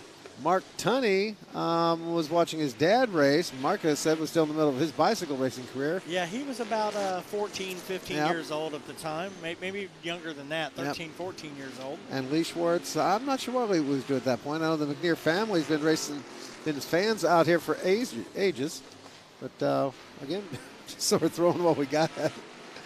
As it's been fun, a little nostalgic week here for a lot of us here on these Jakes 150s, kind of like Old Timers Weekend used to be. Yeah, and when we do get to single car qualifying, I've got my list in front of me of the previous finishes of the Jakes 150, and I'll try to mention the best finish of these drivers have had in previous Jakes competition as we go through when we get to single car qualifying.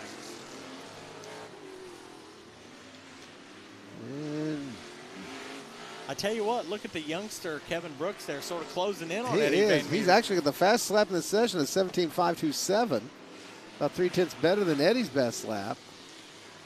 That's a teenager and a 50-something there I'll battling tell it you. out there, Tori. Eddie about 10 days older than myself, so I always kind of know what Eddie's age is because our birthdays are so close to each other. So always easy for me to remember that. Well, for me, I go back to his dad, Homer, who is kind of a, I guess character. Better known as Skip out here. Skip Van Meter, yeah. But Skip Van Meter, and it was actually in a couple of those early 3 hours. Yeah. Like for one thing, had him. I'll share Skip Van Meter's story. He, along with Bob Supple and one or two others, wanted to make his own Outlaw. Yeah. And they did that by putting a wing on top of their car. And his car then was more of a jalopy street stock style car. Yeah. And we're pretty sure that wing came in at probably about 400 or 500 pounds by the time he was done putting that up there and all. And so we're not sure how effective it was. He's seen those boys with those big lightweight cars with the wings on them, and he was like, I got to get me one of them. He had to get him one of those. But Skip was an interesting character. Got it. You talk to him sometimes, and this is going back to my teenage years now when he was out there running. So, and Eddie was just one of the little teenage kids running around the stands because, of course, you weren't allowed the pits at that up until really the Joe Cohen days. Yeah. Started letting the kids under 16. Well, and when I was running around the stands at about the same time Eddie was, you know, there wasn't even all that fencing underneath the stands either. You were allowed to run under the stands, not just around the stands. Well, that's where you got your spare change and cigarettes. Just telling you out, number 57 is going to have some fun with us, as well as the number 22 of Troy Hughes. We got the 74 of Charlie Hargraves, and there you go, the 6'9". R.J. Norton Jr. is going to put bookends on the Jakes 150. Nice. Jim Lepedo in the 0. G4 of Donnie Garrigus 4. Mike Riddle's number 12 on the track. And Mike was really fast in that first round. He was. One other car out there, isn't there, Torrey? The G4 of Garrigus, 22 of Hughes. I think that's everybody. Yep. They kind of threw me off when they did the half lap down there. I think that Doug Gregg is out there lined up to come out and run. Another one was in that first JAKES 150. Again, last Sunday afternoon, we ran on the reverse direction, and Jesse Tunney was your winner. And G4 of Donnie Garrigus IV made his season debut on Sunday and came away with a 9th place finish after starting at the tail. So good to see him out here as well. Garrigus family, one of 2 families that's been in all the World Figure 8 Championships. That's true. Over the 48 years. So the first one was a little bit a gray area, if I recall. He made an appearance, but possibly, and so I don't know if he had an officially registered car of his own in that one. Yeah, but when watching the 2001 JAKES 150, not the World Figure 8 Championship that I just mentioned, but Donnie Garrigus II and Donnie Garrigus III were both in the first JAKES 150. So here, DG4 in the 25th anniversary race. As we talked last week, we're still not going to count out DG3 from showing up World Figure 8 weekend. I was going to say, another one of his bonsai runs there to make the qualifying field. Always been a heart stopper. Yep. 17.527 best lap for Kevin Brooks in the number 3 machine, and the kid is showing the way. 85 meters second quick, so the old man doing pretty good too. 17.651. Lee Schwartz for the tall man, not too bad. 17.871. So the track, I think we still got a few more tenths to shave off. And there it was, 17.180 for Riddle. Wow. Bonsai had a fast one there right at that wasn't even the checkered flag lap. I just had to look over there. Well, and you got to remember this second session, these guys had just gotten their tires out of impound. These are 4 sticker tires, and they're just trying to run them in a little bit here before we go to qualifying here coming up. So what Mike probably did is worked his tires up over about a 3-lap progression and then just pulled off, now saving them in that sweet spot for qualifying later. But a guy like Norton, he's having to run this whole session because he didn't make it out the first time and hadn't been here so far in 2025. So Hughes, bonsai of 17.384, pulls the back stretch. Let's see, Lepedo out with only 4 miles, 18.2s. Let's see, Brooks pulled off with a 17.527. So yeah, they're also probably just got some heat in their tires here getting ready for the qualifying session as well. So Norton's going to be behind the 8 ball at this point. 18.026 for Norton, best lap. Lepedo left earlier with the 18.2 change. And what Hargraves wrap up with? 74 for Hargraves, 17.730, just 40 wrapped her up. So Mike Riddle throwing some speed Riddle, down. That's going to be interesting. That's and I wonder maybe it felt so good he didn't want to show off anymore.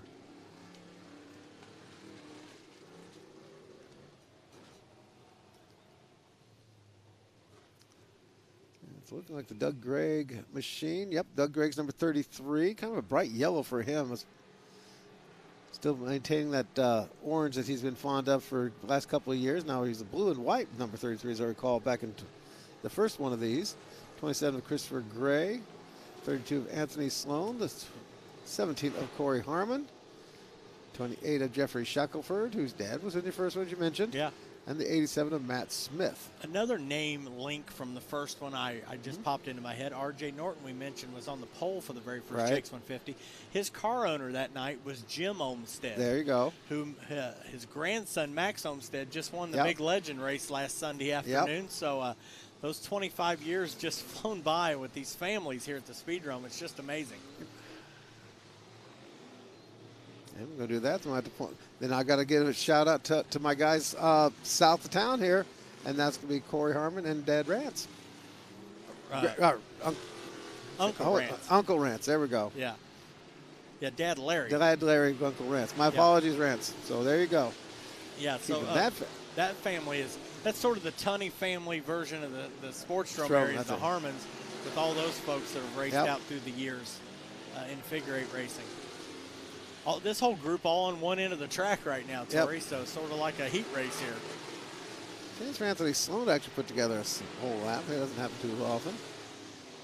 Sloan is, I'll tell you what, there's a couple folks knocking once again on the interwebs. Sloan and the Sloan family Anthony definitely coming along.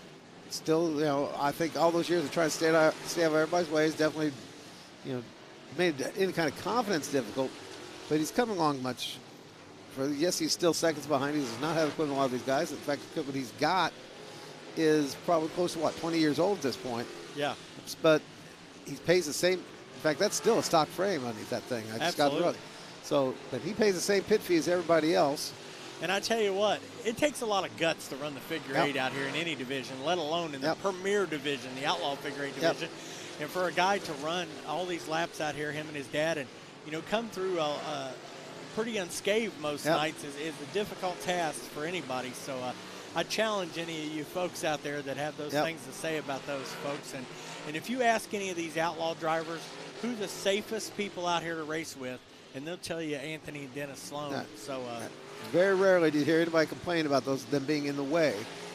They want to do. They basically the game plan. They want to get their laps in, enjoy their speed, and they want to show up at the pay window after driving their car up into the trailer. Yep. And no better people to meet out here at the Speedrome. Great family. Yep. Jeffrey Shackelford, your fast cat, Mr. Scott and I, as he runs a 17.136. Mike Riddles holds on to second spot at 17.180.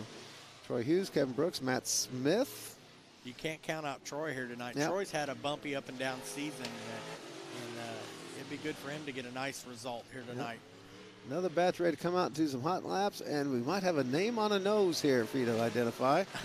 Especially if they're both out here in the same group. I'll tell you. You just have to hope they don't run into anything. We're going to have to go down there and put your hoppy on top of his car or something. No, so you're not take my hoppy. Shackford got down to a 17.046 that last lap. Did a bonsai one. Track can't be that bad, Tori. Nope. That's pretty darn quick. On some basically sticker tires, so track is still going to be touch cold, but definitely starting to get something in it. And yeah, we'll see that darkness develop as a groove as the evening goes on that we talk about here from week to week to week. So Mark Stavrolis is asking about car count. We got 25, and is that? Nope, there's Dylan Douthit. So there you go. There's your Sten on the front nose of that 5 with a T on it. Got it. That is going to be Austin Tunney, and that first 5 go just across the stripe there. Your second one is now coming on the track. You people are watching at home going through the crossover. That is going to be the Ben Tunney number 5. Even better for my vision right now. There you go. Is Sten has black wheels on. Yep. And Ben has chrome wheels on. So you're watching at home. That's what you'll be watching for. Is going to be the black wheels, Sten on the front grille. That's Austin Tunney in that one. Also has a small T on the number, black number also. Yep. And whereas Ben Tunney's machine has that reddish number we're going to go with. Yeah. White wheels or silver wheels and no Sten on the grid. Speaking of wheels, check out those new white wheels there on the Johnny Hargraves machine. I'll tell you. Well, I was kind of kidding Little Epic. He was out there busily helping the guys as they're getting their tires straightened up. He had those little cleaner out there and cleaning everything off. So he's doing his part for the crew. Hey, and that's the way it started for all these folks. They were all youngsters helping out in the garage, working their way up. Now these days get into a cart and then move their way up the ladder. I'm sure young Johnny, when he was helping out back at that age when Dad was racing, just the same way. And another one asking, Larry Hammond's asking from Southern Nevada. Yes, we was staying live for the qualifying on our YouTube for the JAKES 150, but we'll go to the pay-per-view after that.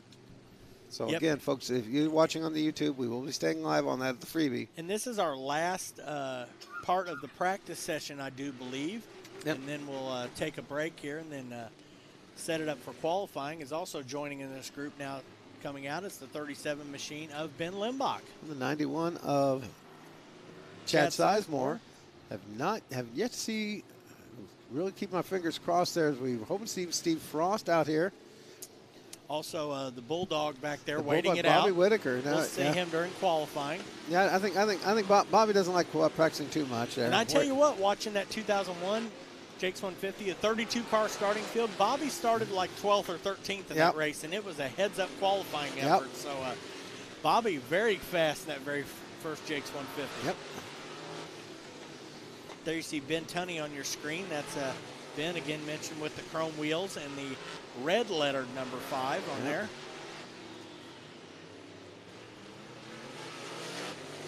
Crossover, Johnny Hargraves on the challenge. Now, at first when Ben was just a young kid On that one, that was not his rookie season, though. No. That was still a couple of years before his rookie season. So he and Mark started in 2003. Oh, that's right. He was not in that first one. Yeah, so it's fun. He was probably behind the wheel of Dad's car when they pushed it out to the starting grid for drivers' introductions.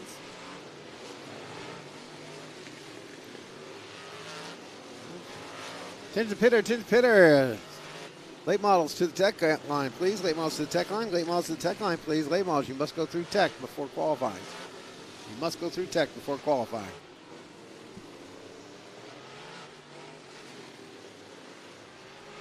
Going out here and getting this last hot lap session in. They're all shooting at that time set by Jeff Shackelford during that last group. We'll see how this group clicks things up here. Of course, different strategies between these folks with their new tires as they scuff them in for tonight's qualifying. Some like to put just a light glaze on them, or some run 4 or 5 hard laps on it.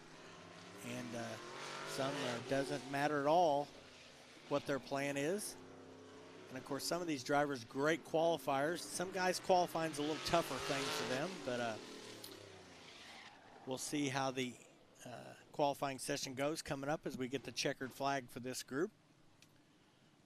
That may be all for the Outlaws here for practice. We have 23 that have taken time here so far in this round, and I think that's about it. Let's get a look at how those round out. Jeffrey Shackelford, as Tori mentioned, quickest in this practice session. Mike Riddle, Chad Sizemore in that final group jumping up to third. Troy Hughes fourth.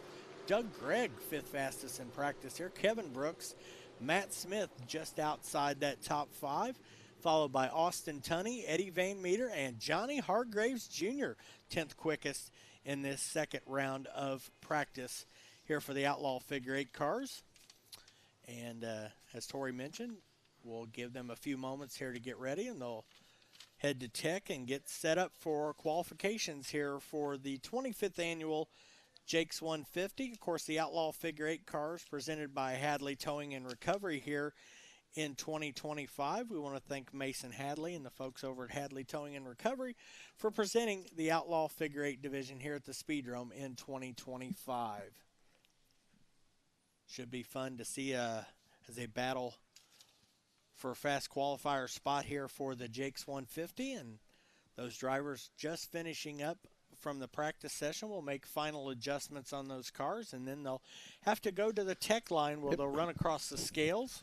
Yep, and they're calling for the cars to the tech line to the gate right now. It's going to bump up the schedule a little bit, so. Yep. And we'll need the Outlaw Figure 8 cars to head to the tech line. Outlaw Figure 8 cars to the tech line. Outlaw Figure 8 cars to the tech line. Your qualifications are up next for the 25th annual JAKES 150. This is kind of the spot. They've had their final shakedown, and last chance, a little tweaking here and there. The brand new tires are scuffed in, as you've mentioned before.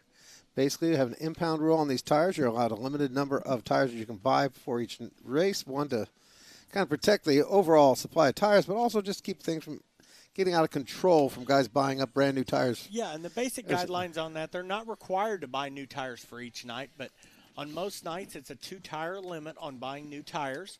But for these longer distance events, such as the JAKES 150 or the Spring Shootout or the 1-hour figure 8 endurance race, they're allowed to buy a complete set of 4 tires. So that's why these drivers wanted to get that scuffing in during that last section of getting the tires ready for qualifications.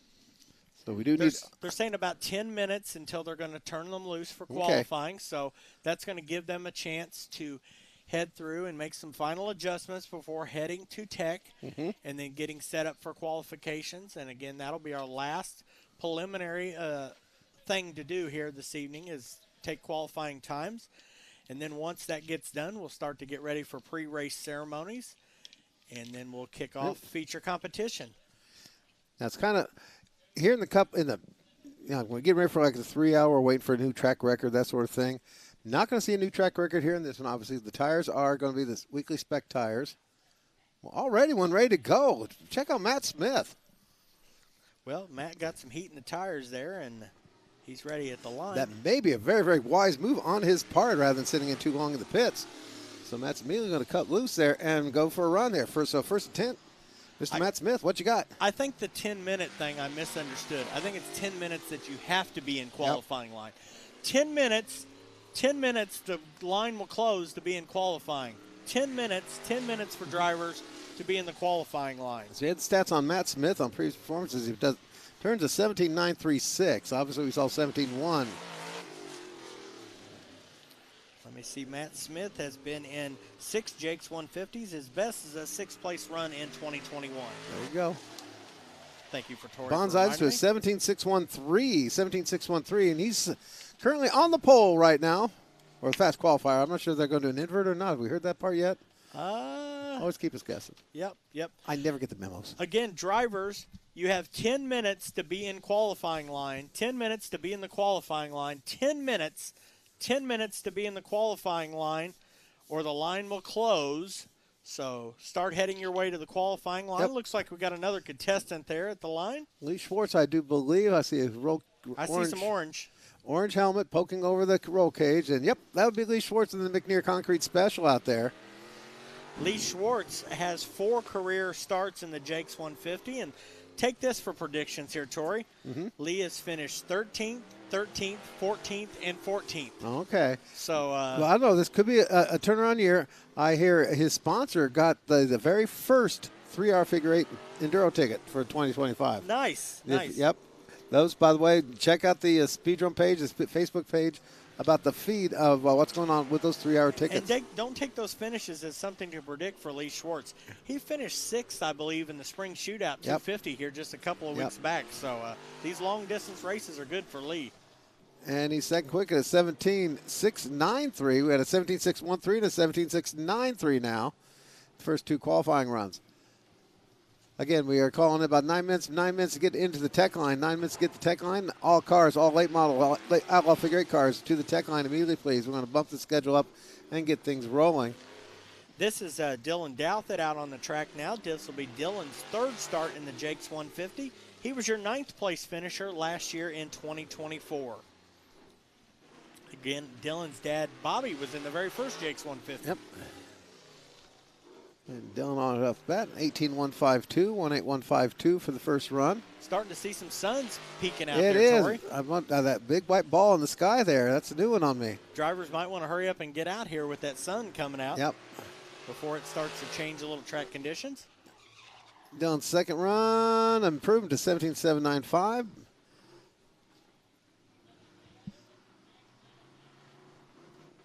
More coming in. All Outlaw figure 8 cars, Outlaw figure 8 cars to tech, please. Outlaw figure 8 cars to tech. And it's going to be Mike Riddle Jr. next up in the number 12.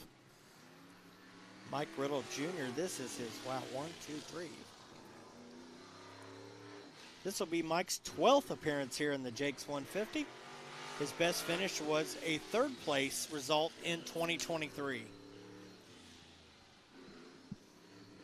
Of course, that foot injury last year that sidelined him for quite a bit here. Finally gets rolling again. First lap warm-up, 18.061. We kindly see Mike referred to in the driver's chat as Limp Riddle. That's Limp kind Riddle, of his there you nickname go. in the driver's chat. Now, he's one that bonsai'd us a 17.1. We'll see what he's got here. Let's see what he's got for us on this one. Makes a charge. Did not help him much. A 17.644. Curiouser. Line starting to build over there. Got guys getting over there to the line. 74 machine, Charlie Hargraves. 74 Charlie Hargraves next up. Charlie Hargraves. This will be his 12th appearance in the JAKES 150. Charlie's best result was an 8th place finish back in 2018. Wow. I thought better than that. Another one of the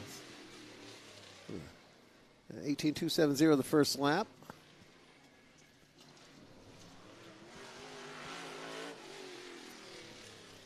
Charlie still, as we mentioned earlier on, this is like maybe the 4th race here for this brand new machine here in 2025.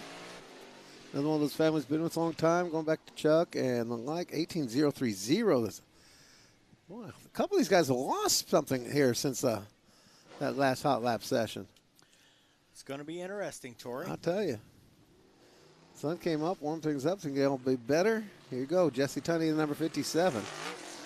Jesse Tunney, it's going to be easy for me to tell you what his best finish was. Jesse, one of the 5 guys to be tied for first place all time with 3 career JAKES 150 victories. And his father was in a big part of that very first one. First lap, 17.870, 17.870. Let me give you a stat here on Jesse, Tori. Okay. In his last 12 appearances in the JAKES 150, he has finished in the top 5 11 times in the last 12 races. Safe bet, fast time. Yes, it is. 17.328, 17.328 for Jesse Tunney in the number 57. Now, who we got here? I'm seeing an old school bumper. 15 of Dennis Sloan. Dennis Sloan in the number 15 machine. Another one of the old, let's see. I believe that is another one of the stock frame cards, the old pro stock cards we'd call it. This will be Dennis Sloan's 8th appearance in the JAKES 150. His best result was back in 2019, where he finished 12th. There you go. His goal, like we were talking about earlier, for he and Anthony both, be there to drive a ride back up on the trailer and be at the pay window. Of course, Dennis Sloan, a former winner of the Brian Luttrell Memorial Figure 8 Street Stock competition. And he had a couple Street Stocker wins to his credit there on the roundy rounds. On the oval, sure. Yep. And he's in like Flynn, makes her 7th qualifier. 7th qualifier is in so far for the 2025 JAKES 150.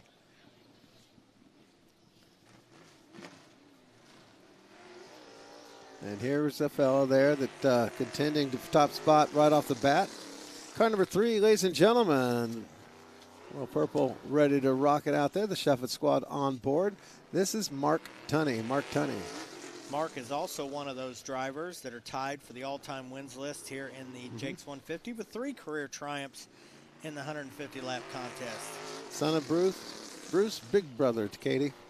First lap is a warm-up at a 19.928, 19.928.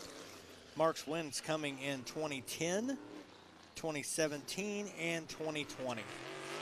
Looking for something to improve on this one. Throws it in, and it's fast time 1:16.972. 16.972 is going to set that bar up high. About 4/10 better than the field so far. One of the best qualifiers of all time here at the Indianapolis Speedrome. Whoops, it just shut off. He ran it in there hard and killed the ignition there. Still on the clock. So, technically, the clock has started, and so this will be a qualifying attempt here on this first lap. Use this first lap as a throwaway. Yep, but make sure he's in the field. That's going to be one of the key here. But yes, the clock is ticking. This lap will count. It will be his first of 2 tries to qualify. This will be the 6th appearance of Donnie Garrigus IV here in the JAKES 150. He was the 7th place finisher back in 2018. What is the best finish overall for the Garrigus family? I wonder if that's... I'll have to look that up. That might be it. And he gets her in 17.950, 17.950. 7th out of the 9 in so far. Good call, Tori. That is the best Garrigus finish in the JAKES 150. 32 machine of Anthony Sloan ready to roll. Anthony's only been in this a time or 2. We'll have to take a look at that. Let me pull his numbers up. This is Anthony's 2nd appearance in the JAKES 150. He finished in the 27th position just last season. There you go. So sophomore run for Anthony Sloan in the 32.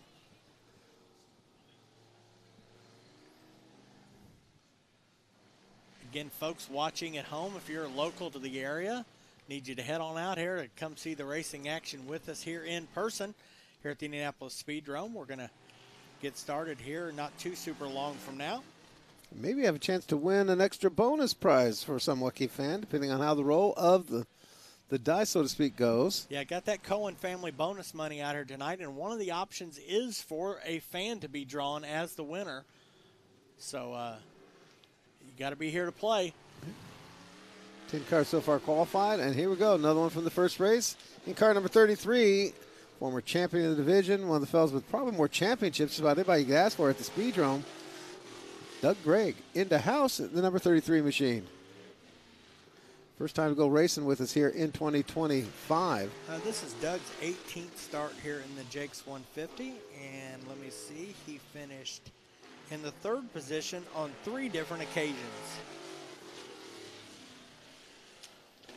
So definitely one for Doug, still wanting to check off his resume. Already in the Speedrome Hall of Fame. 18.050 first lap. Second one much better. 17.746. 17.746. 11 cars are in.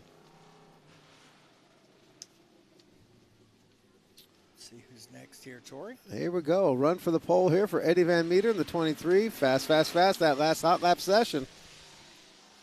Of course, Eddie Van Meter's career best finish in this is first place. He is one of those 5 drivers that are tied to top the list with 3 career JAKES 150 wins.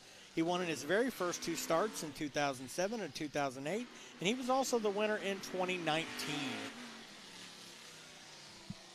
First one's a warm-up for Eddie Van Meter, 18.412, 18.412. Eddie is self-admitted as not one of the greatest qualifiers out here, but definitely one of the better racers out here at the Speedrome. Needs a car to chase out there. Third quick at a 17.526, 17.526, 12 cars in.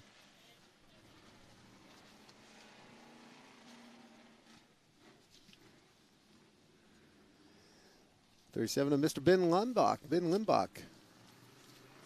See what we got for Ben's stats. Dad and uncle were crewmen on Bill Tunney Jr.'s team way back when. Yep. This will be Ben Lundbach's 2nd start in the JAKES 150. He finished in the 15th position back in 2023. There you go.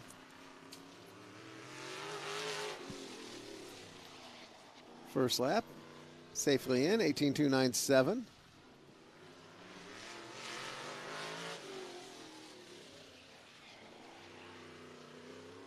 Got a little loose there in turn 3, Tori. Whoops, even more coming off the 4. Sets up straight. That scrubbed off quite a bit. A bit of disappointment, but still not a bad lap for him. 17.889. 17.889 for Ben Lundbach's number 37 ride. Shout out to Anthony Sloan out there. Out-qualified the old man here this afternoon. Good job, Anthony. Christopher Gray's number 27 for the Tunney squad back on board here. This will be Chris's 2nd ever appearance here in the JAKES 150. He finished in the 16th position just last season. Part of the Polk Brothers racing squad as well. He was the overall top rookie in the championship standings last year as well. I see Dale's Restaurant on the side of that one. It's Dale's Roadside Service. Roadside Service. Okay, for a second I was thinking, well, you're just hungry. That's I'll all tell you, there that's is what it is. I'm going to have to start asking they bring some food or something. 18.250. We'll see if we can Uber up the stairs, right? There you go. 17.832, 17.832 as he tries for a bonsai run to the line.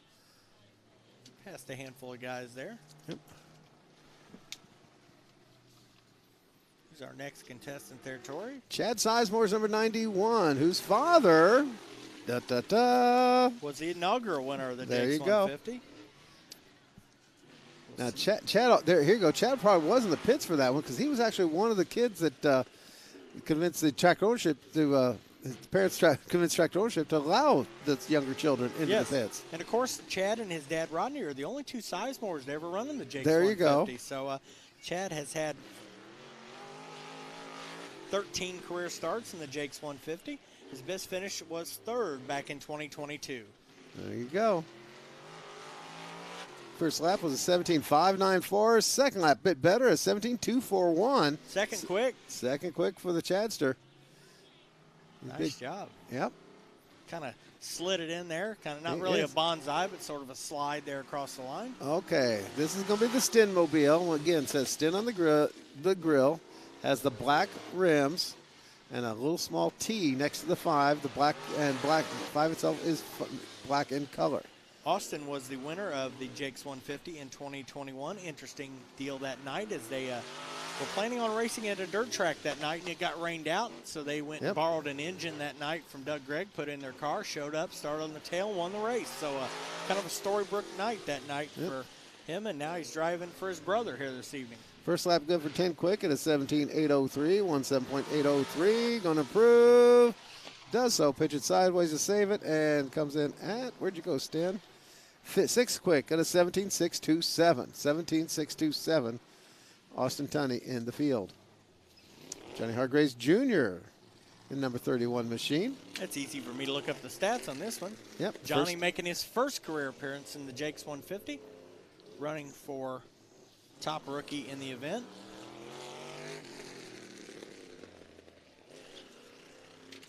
And all our late model cars, Outlaw cars should be done with the tech line and ready to go.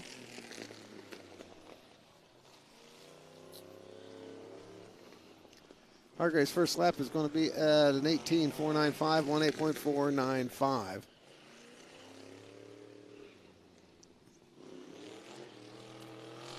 A little bit of bobble there on turn 4, straightens it back up again. 17.730 though. 17.730, and let's see, what's that do? Let's see, 9th quick, 17.730, and I guess now the first of the rookies in the field. Here comes Troy Hughes, number 22 machine next up. Whoopsie, that's one way to warm it all up there. Yeah, and I think that was designed there, Tori. I think so. Put a little heat in those back wheels there, back tires there, as has been sitting down the pit since the last hot lap session. This will be Troy's 4th appearance in the JAKES 150. He was the 4th place finisher back in 2023. I took a wide run through the turns 3 and 4. And so hopefully got some heat, but Scrub definitely not going to give a good run. Let's see if it improves a little bit. Watching the handling there in 3 and 4 this time by. And yep, looks like a little bit better, a little bit smoother. Fast time is still that Mark Tunney, 16.972. And Troy Hughes going to improve to a 17.582, 17.582. Good enough for 5th out of the 18. 5th quick out of the 18 so far qualified. Corey Harmon next up in the number 17 machine. Spider Boy over there watching from the pit area or wherever he may be watching from, depending on whether or not Mom says he can come out and play tonight. All right, Corey Harmon. Sorry about that. I kind of fell behind there. Corey Harmon making his 7th appearance in the JAKES 150. He has finished 7th on 2 different occasions.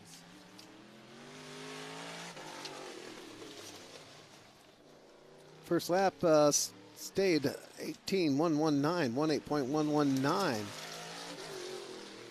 See if he can't pick up a touch. Sat on the pole a couple times over his Speedrome career, many a time down there at the Sportsdrome. Yeah, multi-time winner of the Midwestern. Locked up almost a little bit too soon, but 17.530, 17.530, good enough for 5th out of the 19. I'll tell you what, he's going to be pretty happy with that because Corey is another guy who will tell you straight up he's not a good qualifier, but a very good racer. Very good racer. Fellow sat on the pole, the very first JAKES 150. Car number 69 for the Norton Transport Squad. It's R.J. Norton Jr.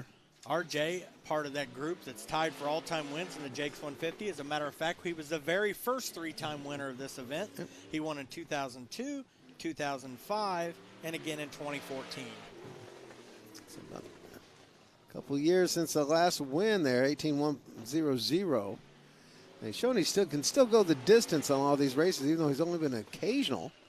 I mean, he might put in a couple thousand miles a week there driving the big trucks, so still no slouch. And 11th quick at a 17.716, 17.716. R.J. Norton Jr. in the number 69, 20 cars now qualified. Yep, got a good handful left to go here. Jillian Lepedo next up. This will be her first JAKES, correct? No, she won the. She ran the JAKES. She did run last year. Okay. Yep, last year finished in the 28th position.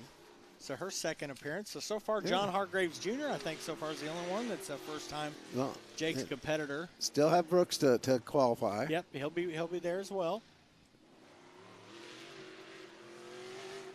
Lepedo, another part of the squad, carries the Tunney's name there. The Tunney's 3rd turn performance. We do a lot of work on a variety of different cars here. Everything from these late models to the Faskarts. So get you taken care of right there behind the back stretch. And Lepedo, first lap, 18.661. Second lap, I think I maybe one of her best, 17.788, 17.788. Yeah. For Lepedo, 14 out of 21. And here we go. This will be Ben Tunney. Ben, one of our guys that's also tied for the all-time career wins list in this event. He's a 3-time winner. Ben won the JAKES 150 in 2011, 2015, and in 2023. And he is also tied with Steve Frost for the most career starts in the JAKES 150 with 22 appearances. There you go. First lap, 18.318, 18.318. So all these guys kind of taking it easy on that first one, getting that heat build up. Top time so far, 16.972, and Mark Tunney's got everybody covered about 3/10 so far.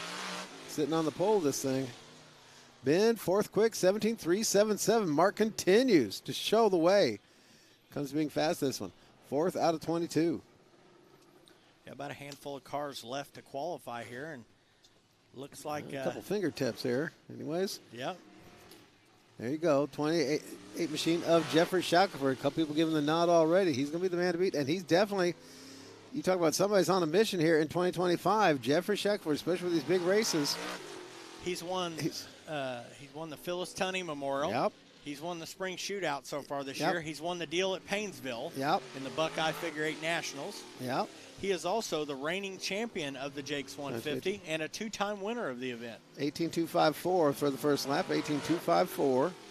So one of the hottest figure 8 drivers in the country. 23 so far qualified in. And here we go. Has he got enough for top speed? Second quick, 1.7198. 1.7198. Second quick for Jeffrey Shackelford. Ollie oxen free. Anybody else remaining? Qualify for the 2025 JAKES 150. Last one may be Kevin Brooks. And as you mentioned, Tori, he now, along with John Hargraves Jr., will be the rookies competing for Rookie of the Race here in the event. Kevin Brooks, the reigning 2-time champion of the mini Outlaw Figure 8 division here, and currently in the top 5 in points here in the big cars. I don't think have we ever seen a rookie so strong in this division to be able to, to be chased. He's basically in the points championship chase. Yeah. Depending on what. We've seen a lot of rookies that had successful seasons, but he's been pretty quick right out of the gate. 18.041, 17.640. That's be good enough for 11 out of 24. So the only two we didn't see that we saw. And you know something, Kevin's rarely probably ever done single car qualifying because some of the divisions he's been here, we've not done this sort of format. So that's been something new for him here tonight. Yep, slightly different type of pressure on the driver. And it looks like that is it for qualifying attempts. Anybody that did not qualify or got here late, they'll just throw them on the tail of the field. Still be eligible to run tonight as no alternates going. Everybody basically was taking everybody. It's going to be an all skate, so to speak. Okay, it looks like according to our updated agenda, we're going to have about 10-15 minutes here of a little bit of downtime before we go with the welcoming ceremonies and the national anthem. And then we'll kick things off right afterwards with the big wheel races around 7:20, 7:25. So if you need to still get signed up for the big wheel races, you need to head on down to the Turn 1 area here behind the grandstand and get signed up and start heading that way with your big wheel or tricycle and get ready for those races. And we'll kick things off tonight with the big wheel races, including one race for 3 and under and another race for the ages 4 and 5. And then after that, we'll start with the car racing around 7:40 or so with the mini Outlaws on the oval. So still plenty of racing. This also means that, folks, we are going to wrap up the free part of the program we've been doing on YouTube. We used to do it on Facebook, but here on YouTube this time. Appreciate you checking out there. Please make sure you subscribe.